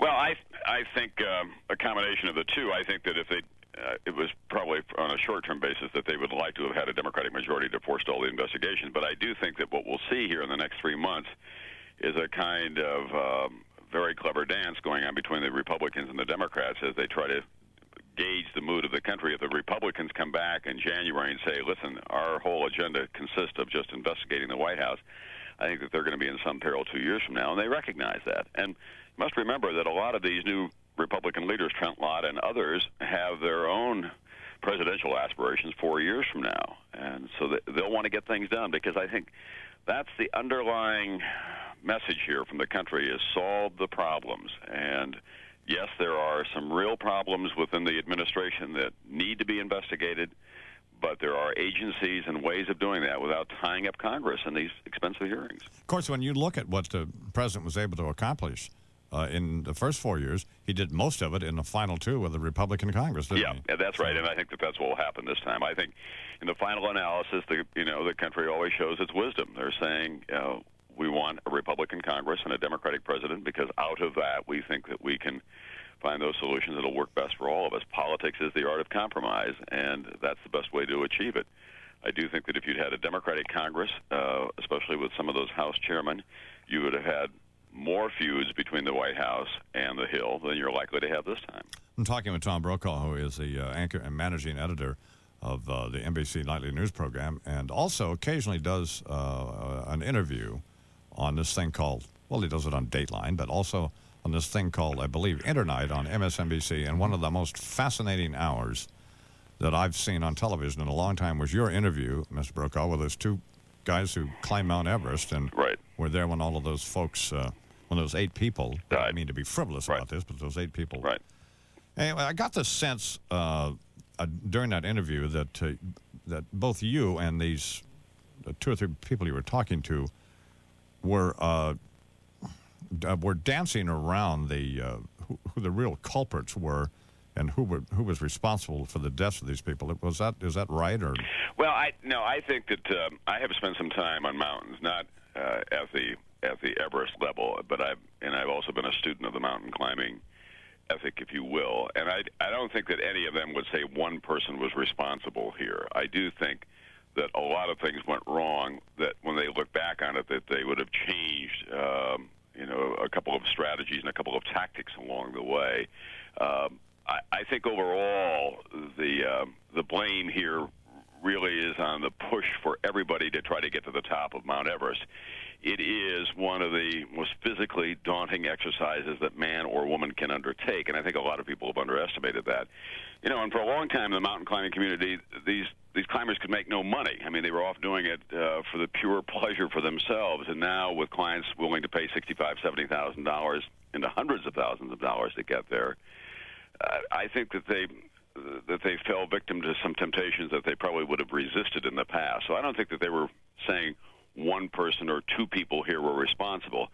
I do think that it's been a real wake-up call for people who want to go off and do that kind of thing. It's a perilous, perilous enterprise. So we're not going to get you to give up Sandy Pittman this morning. Is that what I'm saying? Huh? No,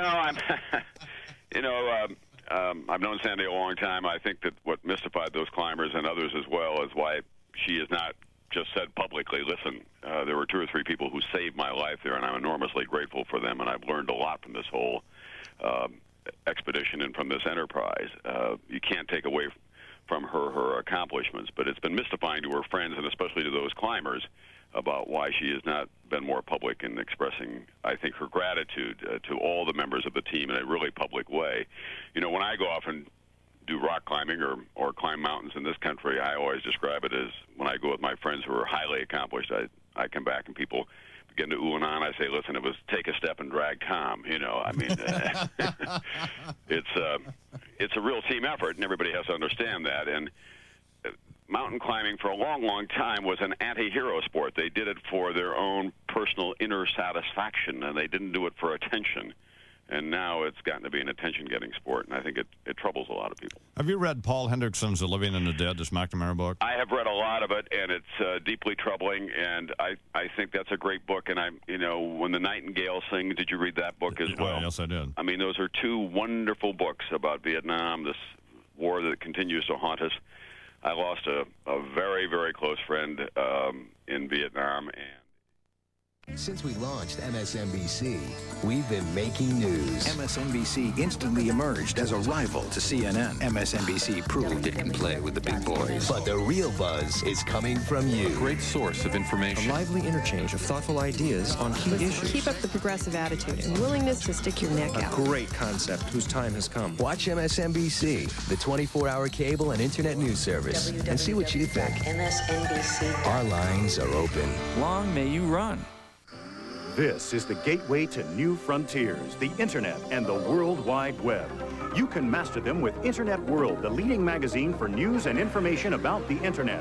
Whether you're an expert or just logging on, Internet World is your authoritative source for useful information like critiques on hardware and software, tips on navigating the net, and reviews of the latest websites. But that's just the beginning.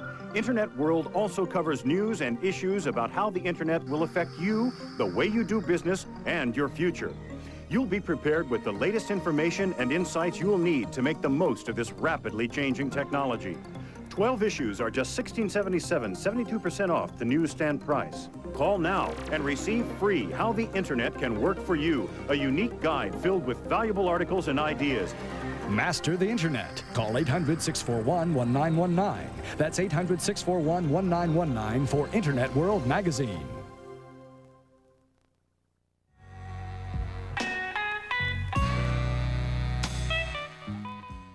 The history of negative ads in politics tonight.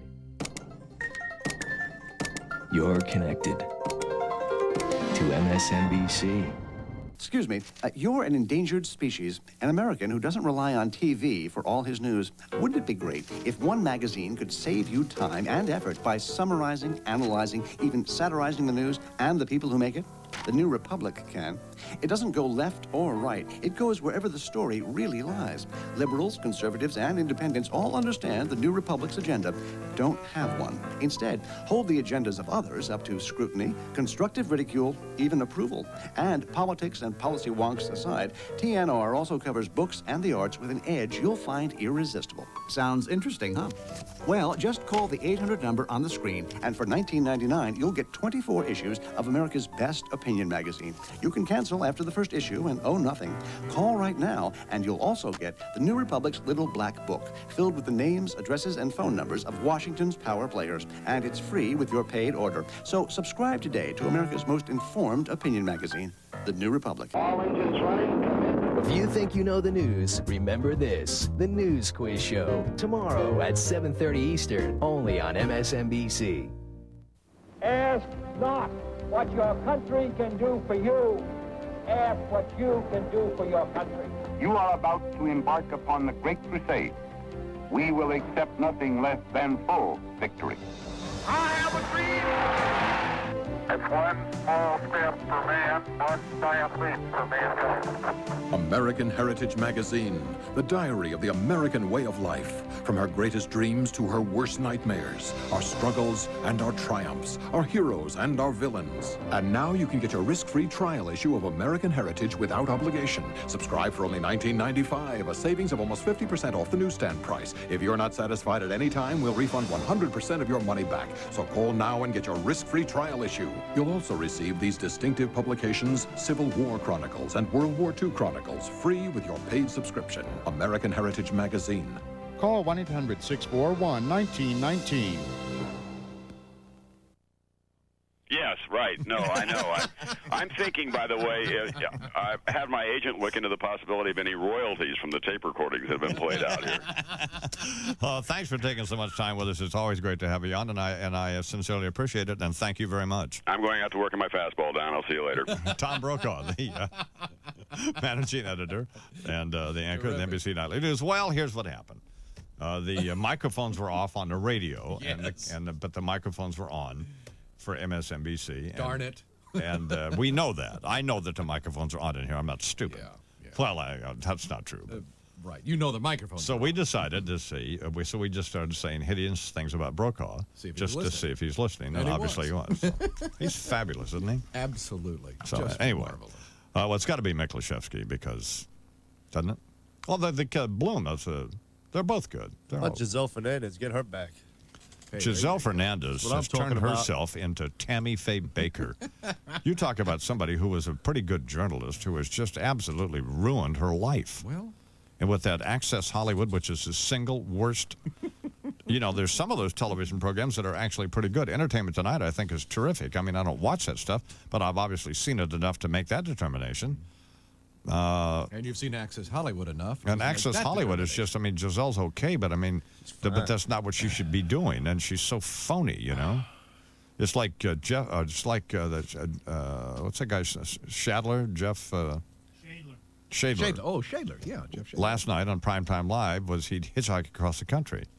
And he was just so palpably phony in these conversations he was having with people who had picked him up pretending to be interested in their little stories and stuff, that it made your skin crawl. It was so phony. It's like us with your camera stories. It's like Eric Mink in the New York Daily News reviewing Christine Amanpour's Afghanistan story and Diane Sawyer. I mean, Diane Sawyer's a nice woman, but she and this, what's the guy's name? Jay Shadler. It's just, and Shadler's a nice guy, by the way, but they're just so absolutely phony. He's interviewed the I-Man. I know, and he was he was fine there because we're going to let him get by with a lot of stuff. But oh God, did you see any of it? Some of it. Wasn't that horrible? Yeah, it was I'm not trying to pick on somebody here. It was just, Thanks God. for having me. Yeah. Some guy was telling about his wife trying. He says, Oh, my God. I mean, emoting like Michelle Marsh, who's a local newswoman here in New York, who is also dreadful. Or like Mr. Clinton the other day when he clasped his hands to his cheeks like this. Like, I won. That was believable. But I know what you're saying. Way to go, Chuck. God. Anyway, thanks to Tom Brokaw. Coming up a little bit in just a few minutes here, we'll talk with Senator John Kerry. On Monday, David Brinkley. And on Tuesday, it's 1 for the money, 2 for the show. Get down. 3 and Carl Perkins will be here. Great. Carl Perkins from the old Sun Record days. Fabulous. Hanging with Elvis now, those folks. And then on Wednesday, Bernadette Castro. Now, I know a lot of you folks around the country, maybe they're in Tucson or down in Fort Lauderdale, wherever you all listen, out in Wichita or down in Tulsa, don't know who she is, but she's been on a couple of times. She is the New York State Parks Commissioner, and will be running probably. I wouldn't be surprised if she, well, who knows what she might do. But she's, what's the matter? Back. Your back hurts? Problem, yeah. Oh, it's a shame. Just call Fred and order one of those new... Get some orthopedic jack boots. You got a Buffalo Truss. Anyway, so we have some good stuff coming up, and tomorrow Pat O'Brien will be here and other folks, but it's 9 till the hour now. 1, 2, 3. 1, 2, 3. Imus in the morning. Well, I'm here at a neighborhood playground asking parents which... Brokaw's a great guest, isn't he? Excellent guest. Excellent guest. Esther's on the phone. She says that you should look on page C21 of the New York Times for the book awards. Oh.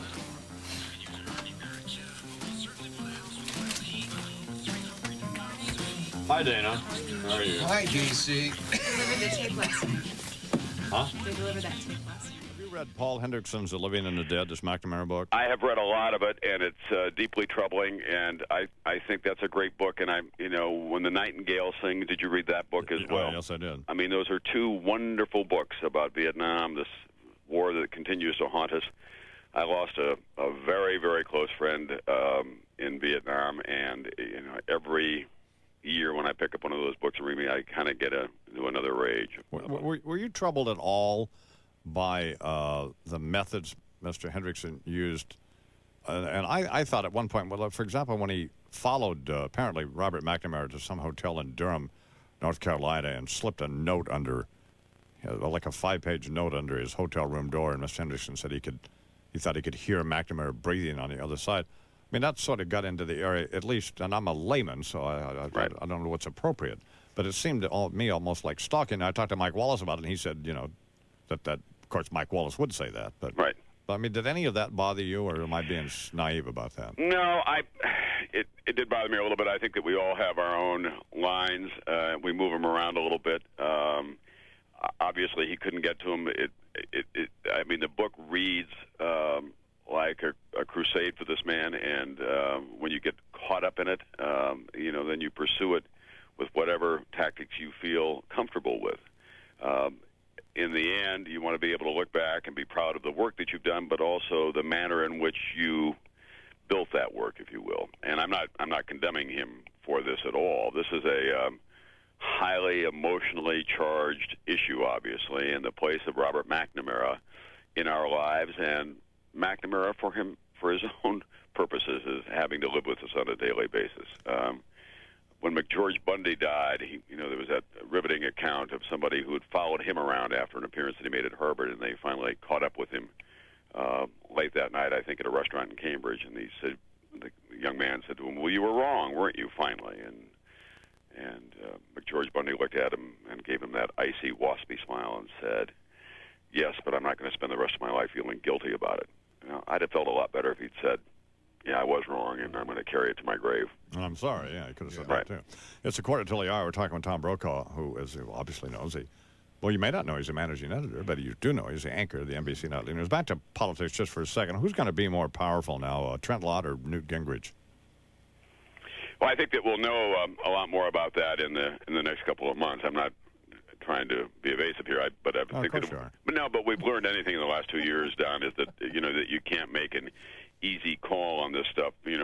2 years ago, just a year ago, I was on your program and you were talking to me about the Republican electoral lock, if you'll remember. You know, those 200 votes that were out there. And I got from Russert. Right. And he got from Barnacle. And Barnacle got from you. And Barnacle got from me.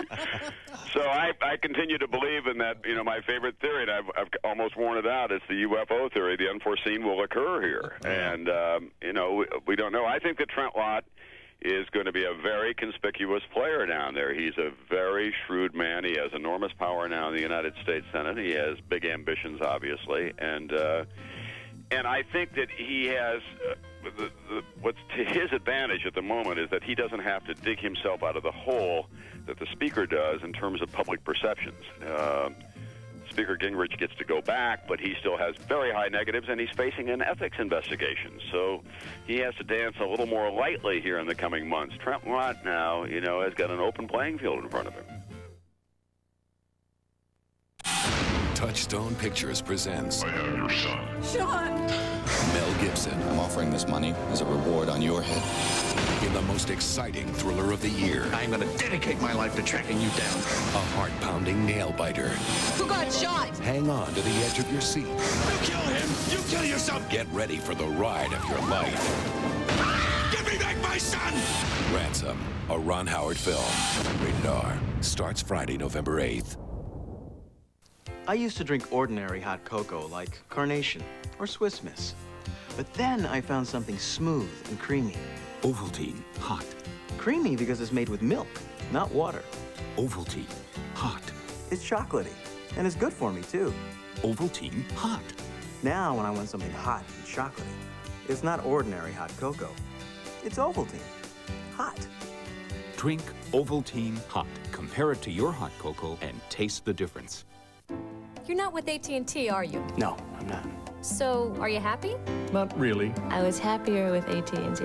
Well, we're making it simple to come back. How'd you like to get 100 free minutes just for switching to AT&T? That would be wonderful. That's a real gift. Well, there's a lot more. Introducing the new AT&T One Rate plan. Just 15 cents a minute on calls from home to anybody, anytime, anywhere in America. That's great. It's a flat rate, anytime, anybody, anywhere. I'm going to presume there's going to be a charge involved. No, it's free. It's even better. No fees, no minimum spending, no time requirements, no restrictions, no games. You can't beat that. Call 1-800-YES-2-ATT. You'll get one low rate plus 100 free minutes for switching to AT&T. So what do you think? I think the 100 free minutes is awesome. The one-rate plan is excellent. There's no restrictions, no limits. So what are you going to do? Pick up the phone and switch to AT&T. One rate, 100 minutes. Call 1-800-YES-2-ATT to switch.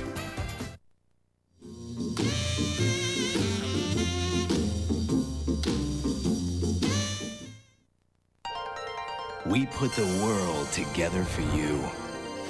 MSNBC.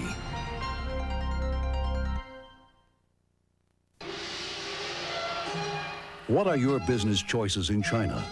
What products are selling in Singapore? Who's changing jobs in Japan? How is trade in Taiwan? Only the Asian Wall Street Journal Weekly gives you the information you need to make the most of new opportunities in the Far East. Whether you're interested in buying, selling, investing, manufacturing, banking, or any other business, the Asian Weekly brings you the facts. You'll get news of labor markets, money markets, and trade trends, analyses of Asian politics and corporate data that could affect your interests, and coverage of investment markets and stock quotations. You'll be well informed every week with the Asian Wall Street Journal Weekly. Subscribe now at the introductory rate. You'll receive 13 issues for only $71. Subscribe now at the introductory rate. You'll receive 13 issues for only $71. Call toll free 800-952-2626. That's 800-952-2626.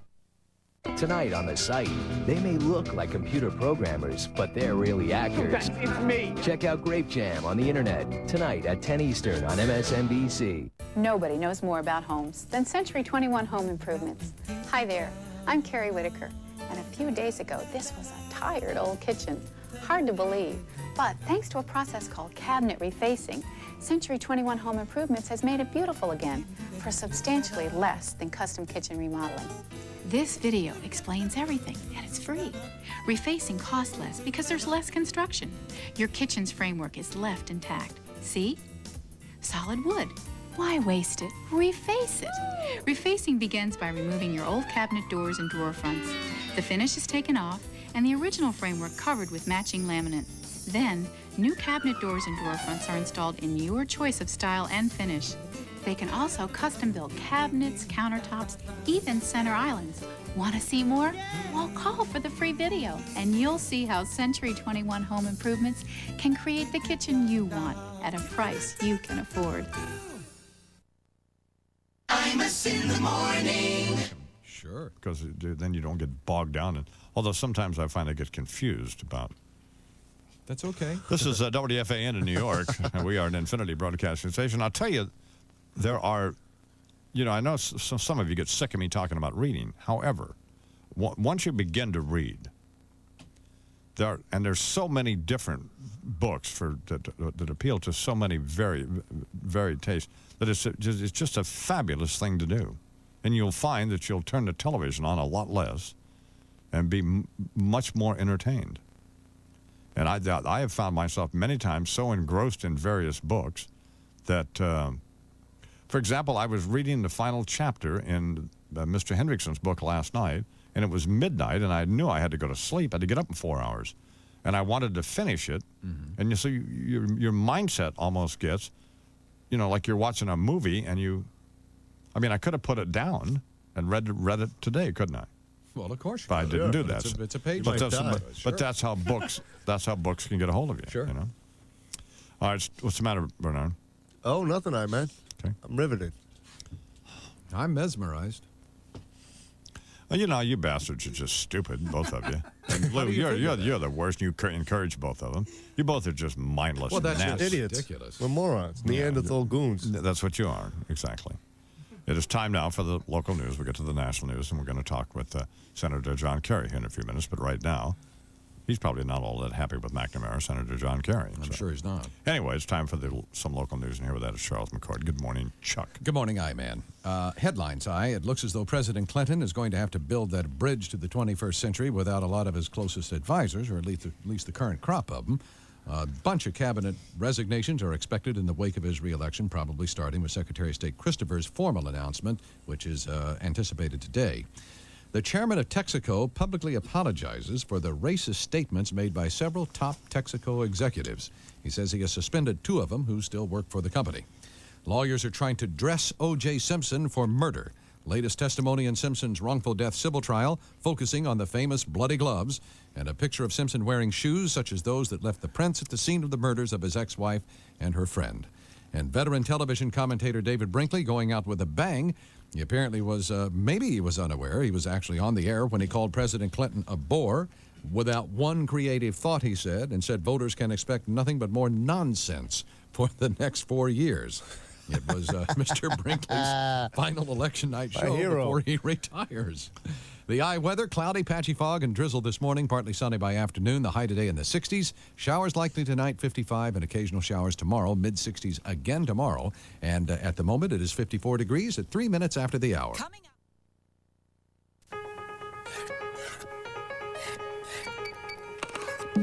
Had enough of high credit card rates? You know, the average American pays about 17%. But you're not average. You deserve better. You pay all your bills on time. You deserve to pay less. Now that's more like it. A 7.9% Visa card from a bank you know. Chase Manhattan. Call 1-800-269-5000 to apply for the card that's going to save you money. You can transfer your high-interest balances, and you don't pay an annual fee. So come on, call and apply for a Chase Visa with a fixed 7.9% rate until June 1997. Because credit like yours deserves an interest rate like ours. The 7.9% Chase Visa. Anything more is just too much. 1-800-269-5000.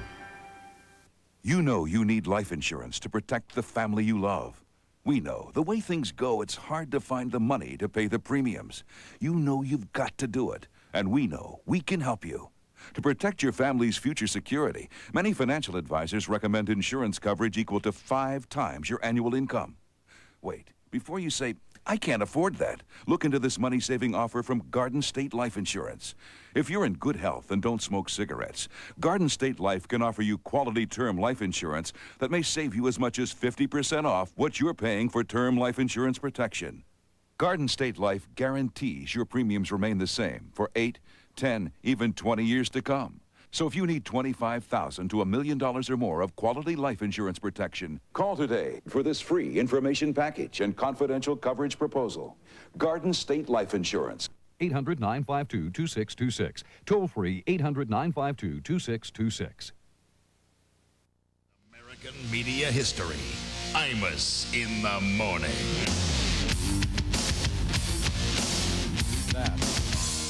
That is embarrassing. That's unbelievable. An hour ago it was childish. Now it is an embarrassment. Stupid. Man, don't play that again. He really believes it, though. Oh, yeah, but that's embarrassing. I mean, that's humiliating. Why is it humiliating? Well, it just is. You can't play that again. Stop it. Why can't I? Well, it's embarrassing. Who's more powerful now, me or Rush? It doesn't make any difference. I am. I'm the eye What? So what? Well, Oh.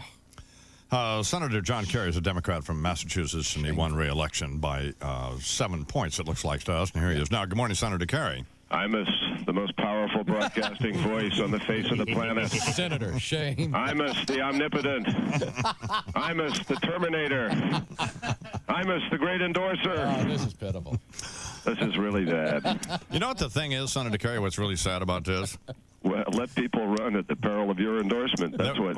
Well, there will be some people who actually buy into this. Not you, but I mean, there'll be some, they'll be begging. Next time this election, they'll be begging to get on, think that they're, enough. God. Anyway, congratulations. Thank you very much, Simon. Did any of your own polls, I mean, everybody, the whole country said this thing was too close to call, and you won by 7 points. Did you know you were going to win by 7 points, or what? We saw it in our polls in the last couple of weeks. Oh, you did? Yeah, we did. We really did. In fact, we were a little bit higher. About a week ago, we were a little bit higher. And then it narrowed as it does nationally in the last few days. But, I've got, I think, one of the best pollsters in the United States of America. He's a terrific guy named Tom Kiley. I've never known him to be wrong, and he wasn't. Well, I wonder why the media wasn't reporting this. Well, I think, different. I mean, first of all, polls are... they just have an ability to vary by the sample, and it depends on who and how they sample, and depends on what kind of experience base they have when they put the sample together, and also what kind of questions they ask, how hard they push the undecided, what sort of, what they learn from people as they say they're undecided. You can also pick up some things from them. I just think it's a question of polling technique. I also think the media always wants a race. I mean, the Boston Globe was calling it a statistical dead heat when it was 7 points, and they'd call it a statistical dead heat when it was 2 points, and they'd give the lead to Bill Weld when he had 2 points lead. So it depended on, I think, some attitudes with different people. Speaking of the Boston Globe, they had an article a couple of weeks ago suggesting that whoever lost this race, that their political career would have been over, and well, I think that's true. The way it turned out, it wouldn't have been true the other. No, I don't know. What would you have done if he'd have lost? Oh God, I would have gone back to sleeping on a mattress or something. Down there putting the tops on ketchup bottles, I guess. Yes, sir. I would have been. That's what I would have done. I would have been a salesman for the day. But it's certainly not over for Bill Weld, is it? No, I don't think so. Honestly, I think that. I mean, so it's just an election, and I think you go on from there. He's a capable guy. He's certainly got a point of view to offer within their party. I think their party is in serious trouble, notwithstanding the fact that they won nationally. I don't think that's a reflection of some of the problems they have internally, which is not to say we don't also have some problems, but I think that the fundamentalist takeover of the heart of the Republican Party is going to present them with serious growth problems nationally, and their agenda generally is not a growth agenda. Now, it may be that Trent Lott is going to shift that a little bit, and I heard you earlier talking about some of the problems that Newt Gingrich has, and that could have a profound impact on what direction they start to move in and on what the mood is in Washington. I couldn't agree with you more that I think that, it was Tom. I mean, the bottom line is, America really wants us to deal with some very major issues, and if people go down there and start bickering and playing around with investigations and so forth, I just think people are going to lose faith altogether, and by 1998, you'll see another, let's throw them all out, let's have a third-party routine. So I think both parties are being tested. Well, but even the New York Times, in a subhead yesterday, acknowledged that the president was successful in his election by co-opting the Republican agenda to suggest that they don't have any agenda, that they have some problems. Well, all presidents makes sense, Senator. I'm not sure of that. I think all presidential races are run and won with minor exceptions at the center, and that's historically been true. I mean, if you go back all through elections, you will always hear people talk about how, well, he had to play it that way to get the nomination, but after the nomination, you're going to see him move to the center. And that's for a Republican and that's for a Democrat. The problem is that Bob Dole sort of moved nowhere with no message. I mean, there was just no message. You can't run around the country sort of, just jabbing at a guy on one issue which Americans have already proven is not at the center of their decision-making for the election. So without talking about how he's really going to cut those $550 billion of taxes and make real on this promise that most Americans just discarded. I mean, they saw it. People are smart. They saw what happened with a $245 billion tax cut. The government shut down twice for the first time in American history. So when you come along and promise a $550 billion tax cut, you can't tell people where it's coming from, you got a problem. But don't you think it's fair to say, though, that most of what the president was able to accomplish legislatively was done in the final 2 years of the Republican Congress, and that atrocious welfare bill he signed was, in fact, a Republican initiative? I mean, that's... No, I wouldn't say that. To be honest with you, I wouldn't say that. And here's... look, in the first 2 years, the president had problems. In the second 2 years, the president went back to the agenda that he had set out in 1992. I mean, it was the president who promised he was going to balance he was going to cut the deficit in half in his first term. He did that. He promised that in 1992. And it was the Democrats who, without one single Republican vote, stepped up to bat in 1993 and passed the Deficit Reduction Act that, in fact, set us on a course of 4 years straight of deficit reduction. And that act also brought you significant job growth, the low inflation, low unemployment, low interest rates that I think most people were very happy with. I mean, you had a stock market over 6,000 points.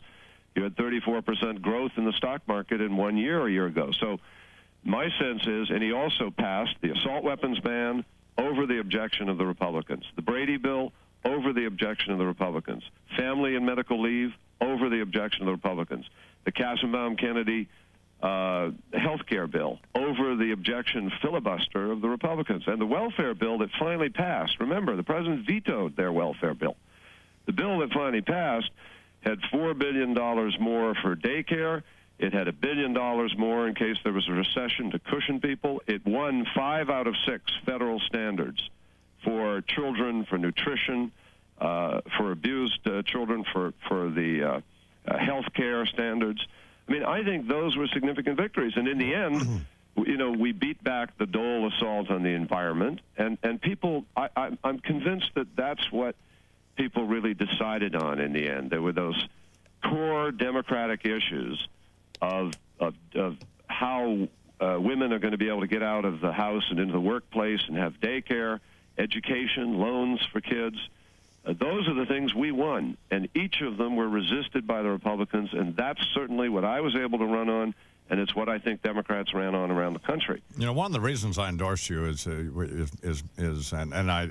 do actually think, and I think it's very sick, that I played a significant role in your ability to prevail here. But one of the reasons I did is you really are just an ingrate, Senator, and I don't mean to be rude, but I mean you're just unwilling to suck up and toe the line here, isn't he, Charles? So I mean that's what I like about you. Listen, man, I tell you, you're your own guy. I have nothing but respect for you. Now that you're on MSNBC, you're in more homes than G. Gordon Liddy.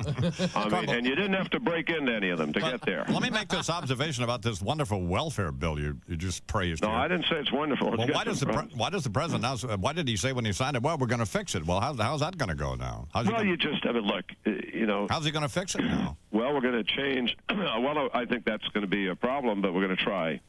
And what we're going to do is change the legal immigrant component of it. Legal immigrants shouldn't be cut off, and I think most people share that feeling pretty strongly. I think people are very concerned about the reductions in the nutrition standards. It's gone down from about 80 cents a kid for a meal in the day to 60 cents. And I think that people are concerned about what happens to children if somebody reaches that 5-year stage, lifetime stage, and the kid's still 11 years old, and you say you're going to cut them off no matter what. You've got to have some way of guaranteeing that the child is not going to become the victim of that parent's problems. So those are the three things that I think most of us want to fix. None of us want to change the notion that people ought to go to work. None of us want to change the tough standards requiring people to make their best effort not to ride on someone else's taxes. And I don't think that's going to be changed, that part of it. But hopefully Trent Lott and others are going to get out of the politics of the presidential race that froze everything in the last months, and there'll be some constructive effort to do things that we ought to do, and that's what I hope will happen. So, well, of course, it's not going to, and I guess we can count on you, Senator Kerry. God, I just talked about that for nothing. Absolutely for nothing. I wasn't even listening. I don't mean to be disrespectful. I really don't. But no, you don't. You just do it naturally. So I guess we can expect you to drag your feet on these hearings that we're all praying for. So. No. Listen. I know what feeds you. I owe you. We're going to have big hearings. Did you hear about Aldamato this morning? No, I didn't. Big headlines in the New York papers, and Aldamato is saying we don't need any more hearings. Here's a headline: leave Bill and Hill alone. No kidding. That's from, well, you know why. He's got to run again in 2 years. All these exit polls indicated here in New York that people hate him. So he actually is probably right. We have enough special prosecutors to handle all of it. Sure. Senator Kerry, I'm glad you won. I'm grateful to you. You stuck with me. You were there the whole time, and I really appreciate it. Well, and you want to know what? I think it did make a difference. You're quite welcome, Senator. Thank you very much. Thank you, sir. Senator John Kerry here on the Imus in the Morning program, who is just strikingly ungrateful, isn't he? Pitiful. Just pitiful. Just unwilling to start towing the line. Yep. Well, that is why I liked him. Particularly that preposterous position of his on executing these cop killers. But he has a good reason, and his reason is that if we can put them in jail and they can never get out. Unfortunately, we can't. I understand that. But I know, I but mean, I've played basketball forever. Sure. Anyway, I like him. I also like Governor Weld, and I think when Governor Weld runs for president, I'll be voting for him. So I think but I love John Kerry, don't you? Yes, yeah. I mean, he's not willing to just be a phony. No. He's a good guy. It's 17 after the hour now. So it took me almost an hour to vote yesterday. What happened? Well, you go to the voting place. They have one person there looking up your name so you can sign a little deal there and stuff. Look, Catherine Hepburn's here. And she's confused, and she's about 80 years old. Yes. And everyone in line was about 80 years old. I see. With no exceptions. With no exceptions. Did she leave her walker? It's me and my goofy cowboy hat. Fine. She's lost her mind. So she's dressing like a cowboy.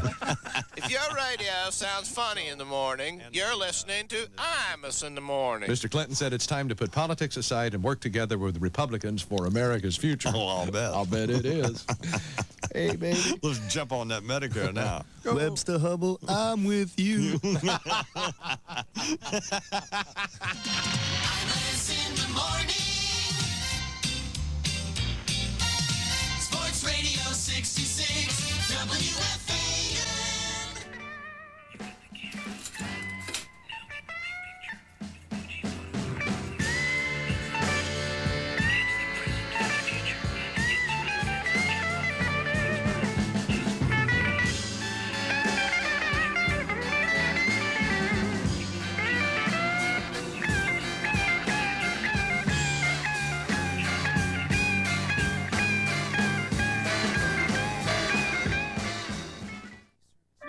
The ultimate news surf. MSNBC.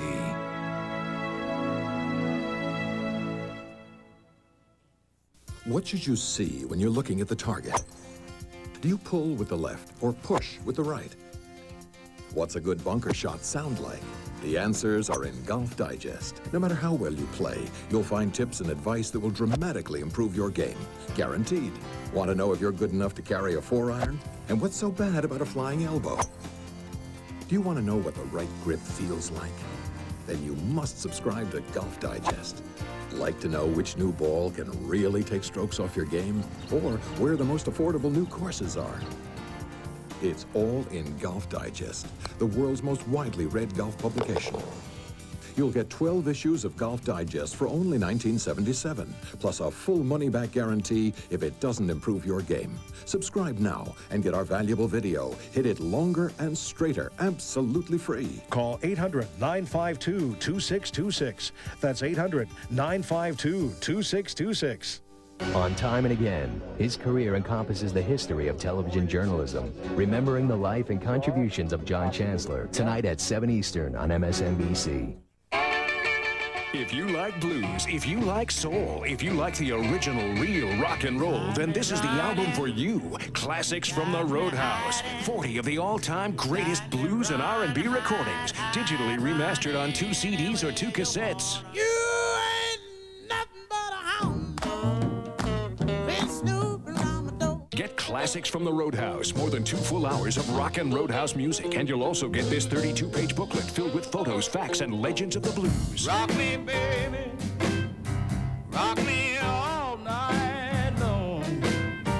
Got my mojo working. So get your mojo working. Grab a credit card and get to the phone, because Classics from the Roadhouse is not sold in stores. To order Classics from the Roadhouse and the 32-page booklet, all for just $26.95 on 2 CDs or $21.95 on 2 cassettes, plus shipping and handling, call 800-952-2626. That's 800-952-2626. Call now. Charles, you know how I can What, sweetie? get the correct time over here, too, besides just punch up. What do you have over there? See, over here I have the seconds. Imus in the morning flashback. And y'all give a nice hand to Tim Russett from NBC.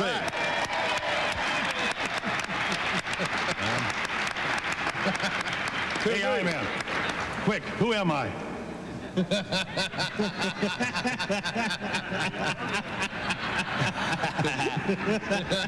Come on, you see what you look like? You have any idea what you look like?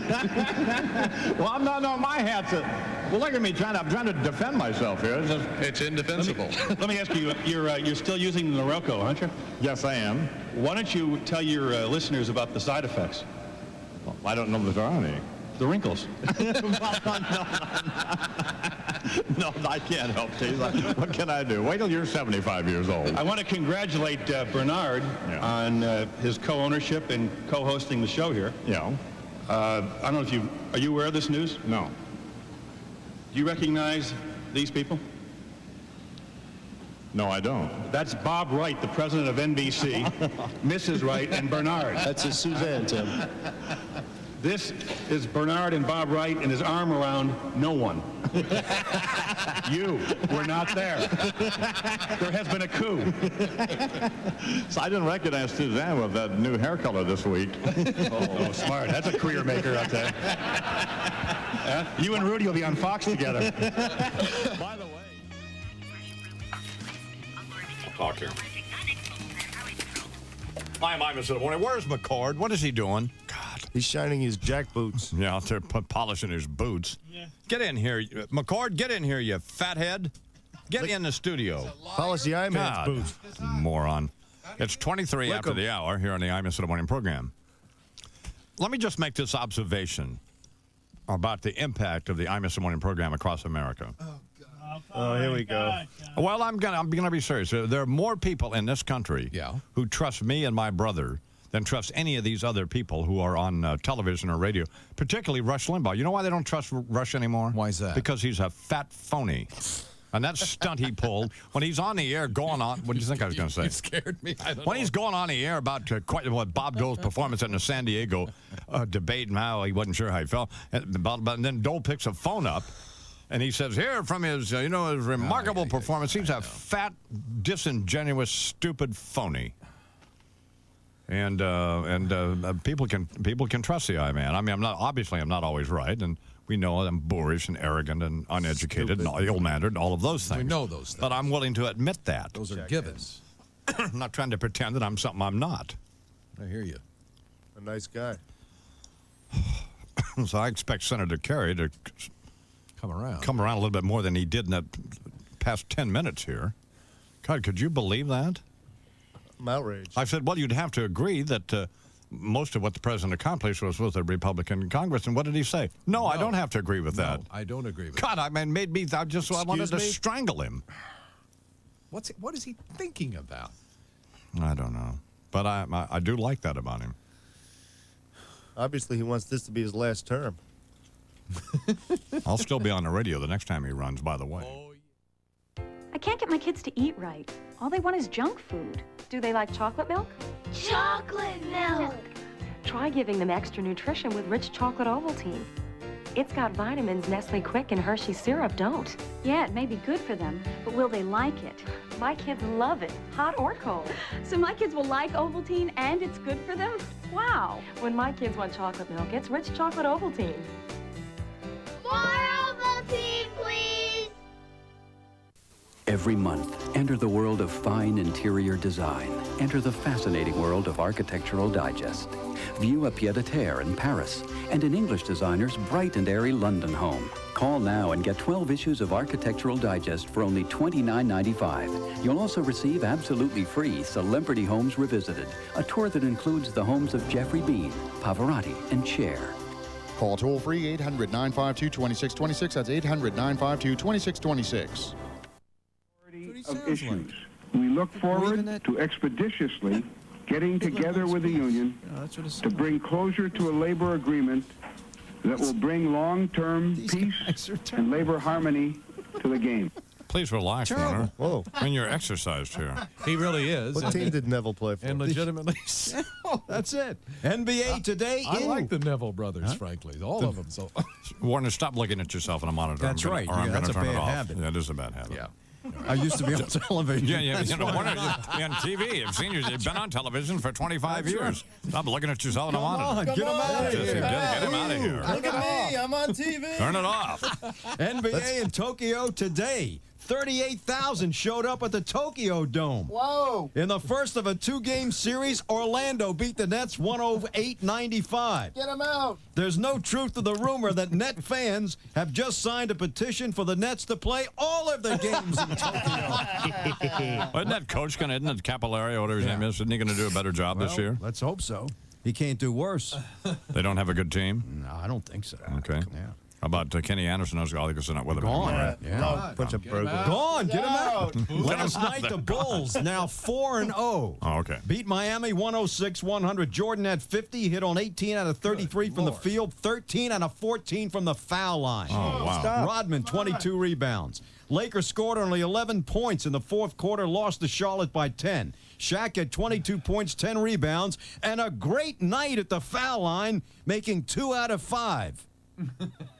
The Celtics over the Pacers by 10, 23 Dino Raja. Here's Celtics play-by-play man Spencer Ross and Celtics analyst Cedric Cornbread Maxwell. Fox drives to the lane, underneath to Raja, puts it up and in, counted and one. Rick Fox, the Purvis Ellison, and the Celtics have cut the deficit to 1 and now a chance to tie. Who would thought this? That's unbelievable. Cornbread Maxwell.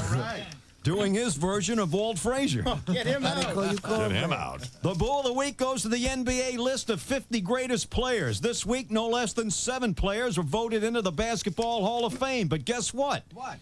None of the 7 were on the list of 50. You're kidding. How can you be good enough for the Hall of Fame, but not good enough to make the 50? I don't know. It's crazy. That would be like the I-Man. Yeah. Right? He's in the Broadcasters Hall of Fame Analogy. and wouldn't make the best 50 broadcasters of all time. Doesn't make any sense. No good. And no less than 13 Boston College football players have been suspended for betting on football and World Series, including 2 players who admitted they bet against Boston College in the Syracuse game. For a proven group long-term disability package, call your broker or the Fortis Castle. To better manage disability costs, call your broker or the Fortis Castle. Fortis, solid answers for a changing world. You can master the Internet and the World Wide Web with Internet World, the leading Internet magazine. Internet World covers websites, equipment, news, and issues about how the Internet will affect you and the way you do business. 12 issues are just $16.77. Call now and receive free How the Internet Can Work for You. Master the Internet. Call 800-641-1919. That's 800-641-1919 for Internet World Magazine. Now get 24 issues of the new New Yorker week after week for just $19.98. Save $40 off the cover price and get the special cartoon collection free with your paid subscription. Call 1-800-952-2626. Imus in the morning. Nuvis loads itself. Nuvis even focus. All right, here's important news from Dollar Mattress. In a recent survey that compared Dollar Mattress to a major department store, Dollar Mattress saved consumers over $1,100 on similar queen-size models, and when compared to a well-known sleep chain, Dollar Mattress saved consumers over $300. Man. Plus, when asked about delivery and service, consumers gave Dollar Mattress superior ratings. Now you can take your own test, baby. Call 1-800-MATTRESS. Dollar Mattress has the biggest selection and lowest prices on Sealy, Simmons, and Serta bedding with everything included. Express delivery, bed frames, setup, and takeaway of your old bed. It's all included at one low price. Ain't that nice? Call 1-800-MATTRESS now, and when you buy an Ultra Premium set, Dollar Mattress will give you 2 Broadway tickets to see Sarah Jessica Parker in Once Upon a Mattress, the musical comedy beginning November 18th. $140 value. How about that? Tickets are limited, so call 1-800-MATTRESS, M-A-T-T-R-E-S. Leave the last S off for saving. If you want everything in name brand winter wear, ski and snowboard stuff, you got to get to Ski Stop, America's winter warehouse in Plainview, Long Island. Ski Stop, huge. You will not believe your eyes. It's a 40,000 square foot ski and snowboard lovers' paradise. And every single name brand item is at the money back guaranteed low price. Savings up to 80% off. Right now, Ski Stop having their once a year giant warehouse ski event. They've shipped in truckloads of merchandise and marked it all down to the bare bone, baby. To that bare bone, baby. The Ski Stop. The Ski Stop's giant warehouse ski event going on now. Plainview, Long Island. There at the South Service Road, exit 48, off the LIE. The Ski Stop. Mohegan Sun Casino and Double. Here we are. The enemy, I am pleased to report to you people, is either contained or on the run. We feel confident of a timely victory. Let me give you the figures that form the basis of our assurance. 55-45 Republican majority in the Senate. 224 to 209 Republican majority in the House. 4 special counsels already at work.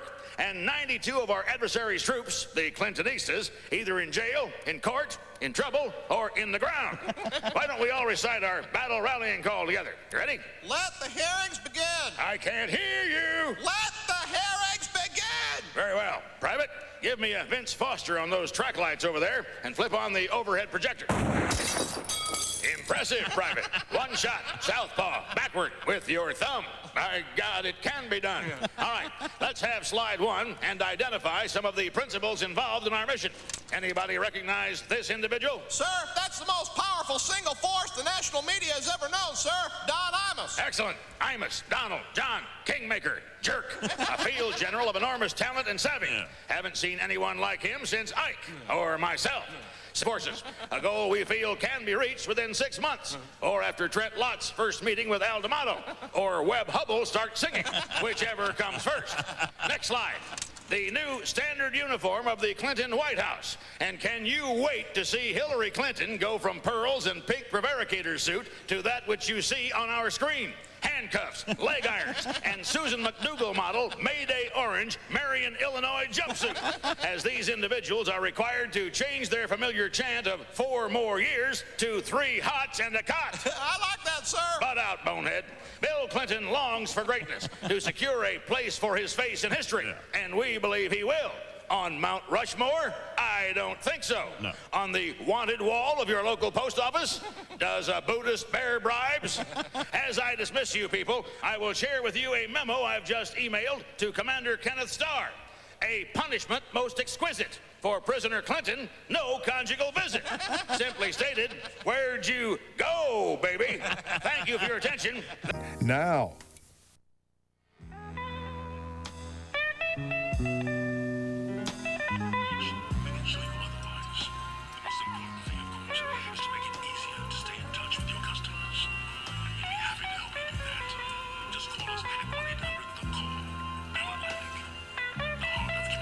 Those are good-looking ties, aren't they? Yeah, these genuine are very good looking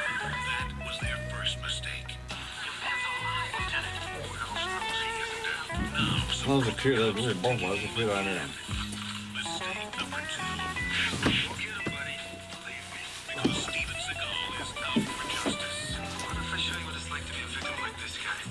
Oh, God, I'm tired.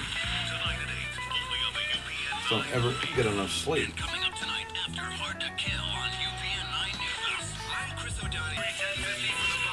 This is just wonderful. And you'll also want to know about how it's equipped so far as the electronics are concerned. You know, does it have state of the art? I'm sure it does. Here now, the Bell Atlantic 9-inch Mobile Fan Highway Patrol at 842 in New York. And with that, Lloyd McNichol. Good morning, Miss McNichol.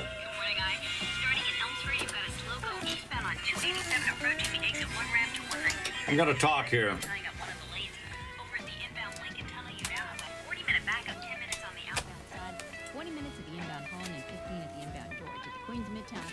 Heading into Manhattan, you've got a 20-minute backup, 10 outbound, and only minor delays both ways at the Frog Neck and Whitestone bridges.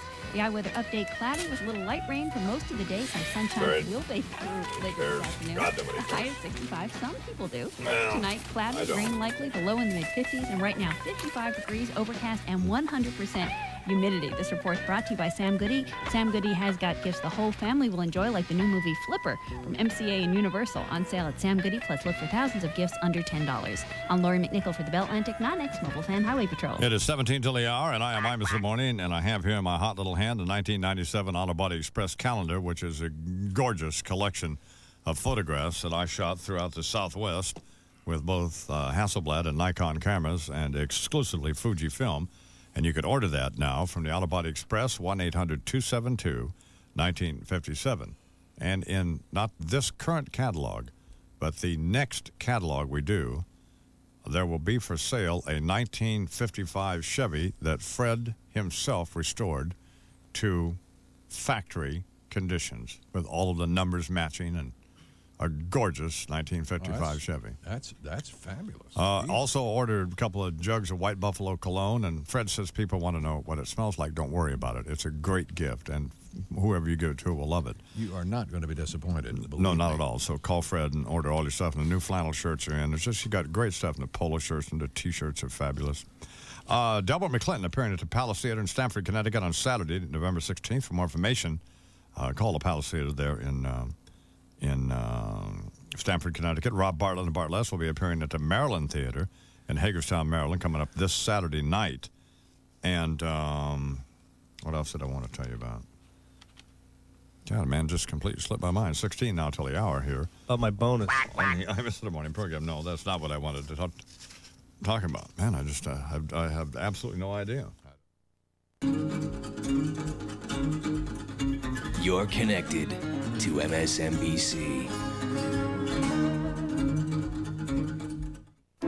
You're not with AT&T, are you? No, I'm not. So, are you happy? Not really. I was happier with AT&T. Well, we're making it simple to come back. How'd you like to get 100 free minutes just for switching to AT&T? That would be wonderful. That's a real gift. Well, there's a lot more. Introducing the new AT&T One Rate plan. Just 15 cents a minute on calls from home to anybody, anytime, anywhere in America. That's great. It's a flat rate, anytime, anybody, anywhere. I'm going to presume there's going to be a charge involved. No, it's free. It's even better. No fees, no minimum spending, no time requirements, no restrictions, no games. You can't beat that. Call 1-800-YES-2-ATT. You'll get one low rate plus 100 free minutes for switching to AT&T. So what do you think? I think the 100 free minutes is awesome. The One Rate plan is excellent. There's no restrictions, no limits. So what are you going to do? Pick up the phone and switch to AT&T. One rate, 100 minutes. Call 1-800-YES-2-ATT to switch. Tonight on the news with Brian Williams. Negative campaign ads started in the 50s. How they became the buzzword in politics today. Tonight at 9 Eastern on MSNBC. Every month, enter the world of fine interior design. Enter the fascinating world of Architectural Digest. View a pied-à-terre in Paris, a noted fashion designer's rustic Montana ranch, a renowned artist's Hudson River farmhouse, and an English designer's bright and airy London home. Every issue of Architectural Digest will enlighten and inspire. You'll discover how the world's top interior designers help their clients capture their personalities in their homes. You'll also visit celebrity homes, like Michael Douglas's dramatic Manhattan Hideaway or Neil Simon's Malibu Beach House. And you'll keep up to date with insightful features on architecture, art, and antiques. Call now and get 12 issues of Architectural Digest for only $29.95. You'll also receive absolutely free Celebrity Homes Revisited, a tour that includes the homes of Jeffrey Beam, Pavarotti, and Cher. Call toll-free 800-952-2626. That's 800-952-2626. It's horrible on TV. She really wants to be like the Iman. That's really amusing, Bernard. Yeah. She idolizes the Iman. So, I mean, just stop whining. There's a $5 fine for whining. Exactly. And we just started absolutely not interested in And that. hit are the we? sack. No. Not Get at some all. rest. Take a nap, babe. Stop appearing on every single thing that you're asked to appear on. Holy cow. That's that you know, I did counsel her about that. I know you did. That simply because you're asked to appear on these various programs doesn't mean that you have to. Yeah. Like this old Brooke from CBS News has been writing me letters now for months trying to get me to agree to do this A&E biography thing, and the answer is no. It's not going to happen. It's not, because they you know, they've just done everyone. Right. Sure. Madonna, give me a break. And there's no cachet attached to that. None. Zero. So I just have no interest, Good and I'm not. grief. You know, and they keep telling me how little. It's like I keep getting letters from Playboy magazine. Oh, no, please. This guy keeps writing me saying they want me to agree. Put it on. They want me to agree to participate in this feature they have in Playboy called 20 Questions.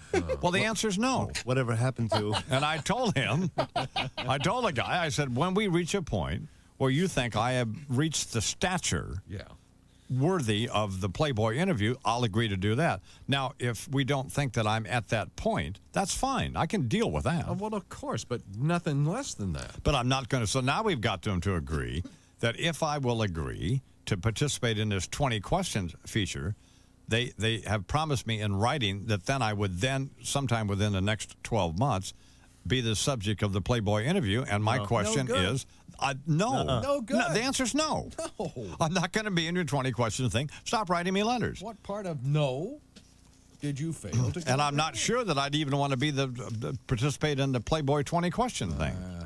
I mean, the Playboy interview. I know. There's a chance that I probably would do that. Think that one through carefully. I don't want to open my Playboy and see your mug piece in the sandwich between a couple of hot-looking... That will be fine, Bernard. Just please be quiet. Go get me some coffee. How about that? Get him off. I got to go to the bathroom. It's a good idea. Then that's not necessary. It's 11 minutes till the hour now. Rabbi Mark Gelman and Father Tom Hartman are both here. And Father Tom says to me, I'm not supposed to talk about this on the air? Oh, no, you can talk on the air. There's a friend of mine who's going out to the Mirage Hotel. All right. And he wants to play on Shadow Creek. Everybody wants to play on Shadow Creek. That is the toughest course to play on in the country. Right. So I was wondering if we could contact Steve Wynn and ask him for a favor. Or Steve's guy, Alan Feldman. He's really the guy to talk That's to. the guy. Alan Feldman? Sounds like a call I should make. If your radio sounds funny in the morning, you're listening to Imus in the morning. Is it wrong, Rabbi Gelman, that I hate people? That are certain people I hate? Well, Father Tom would say that it's wrong. What do you think? I think it's exactly right. The thing is to just hate the right people. That is the religious impulse. Hate the right people. Imus in the morning. Sports Radio 66 WFAN. You can't possibly be here to listen to other ones. How much time are we going to have here? Answer me! Shut up. 5 minutes and 30 seconds. Diagnosed with breast-to-bone cancer, but I chose to fight and not give up. I saw a commercial for Cancer Treatment Centers of America, and it was a beacon that led me to a hospital with a completely different approach. They believe in treating you mind, body, and soul, and what a difference. They use all of the standard medical procedures, but they add to that nutrition, spiritual and psychological counseling. Now that I'm well, I feel a responsibility to help other cancer patients find the care that they too deserve. Cancer Treatment Centers of America take away that helpless feeling by making you an active part in your recovery. When you don't feel helpless, you don't feel hopeless. Find out how we can help. Please call us today at 1-800-559-6741. That's 1-800-559-6741. The first call that any patient should make should be to Cancer Treatment Centers of America.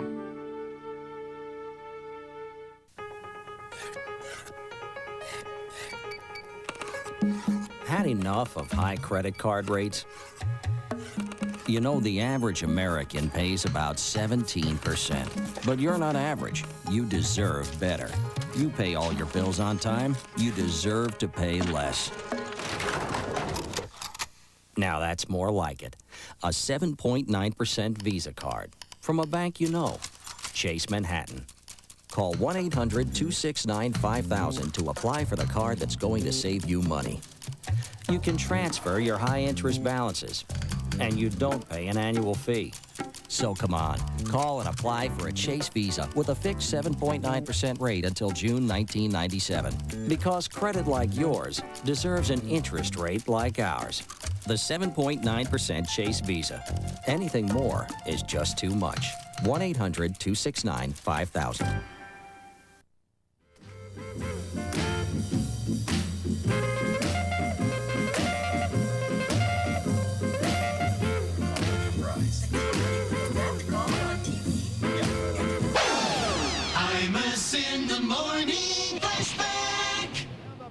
Scored again. Washington Redskins winning streak comes to an end. Good morning. Mike Breen with sports. Van Miller the call on WBEN in Buffalo, where the Bills whacked the Redskins 38-13. Redskins committing a couple of key turnovers in the game, and head coach Norv Turner says turnovers will not continue. We will stop that. Redskins now 7-2 on the season. Dallas Cowboys losing at home. Philadelphia Eagles with the 31-21 win at Texas Stadium. Troy Aikman threw a couple of suspicious interceptions, including one in the final seconds to hand the win to the Eagles. A pass you'd never see Aikman throw. The hunky Cowboy QB did not seem upset after the game as well. Said he'd forget about it on his way home in his new Rolls Royce en route to his new multi-million-dollar home. Did you do a game yesterday, Brain? I did a Nick game. Oh, you did? Yes. How'd they do against, they beat Charlotte, right? Yes, they're 2-0. How did Anthony Mason do? He did not play well. He doesn't play for America's team anymore, so we don't care. I know that. I know he plays for Charlotte, doesn't he? Hey, I can see you on TV. That's great, Mike. Would you wave to me? Yes. Just give a little wave. Hi, Mike. Hey, man. When are you coming home? I'll be home this afternoon. Okay. I'll be waiting. Okay. While the Cowboys...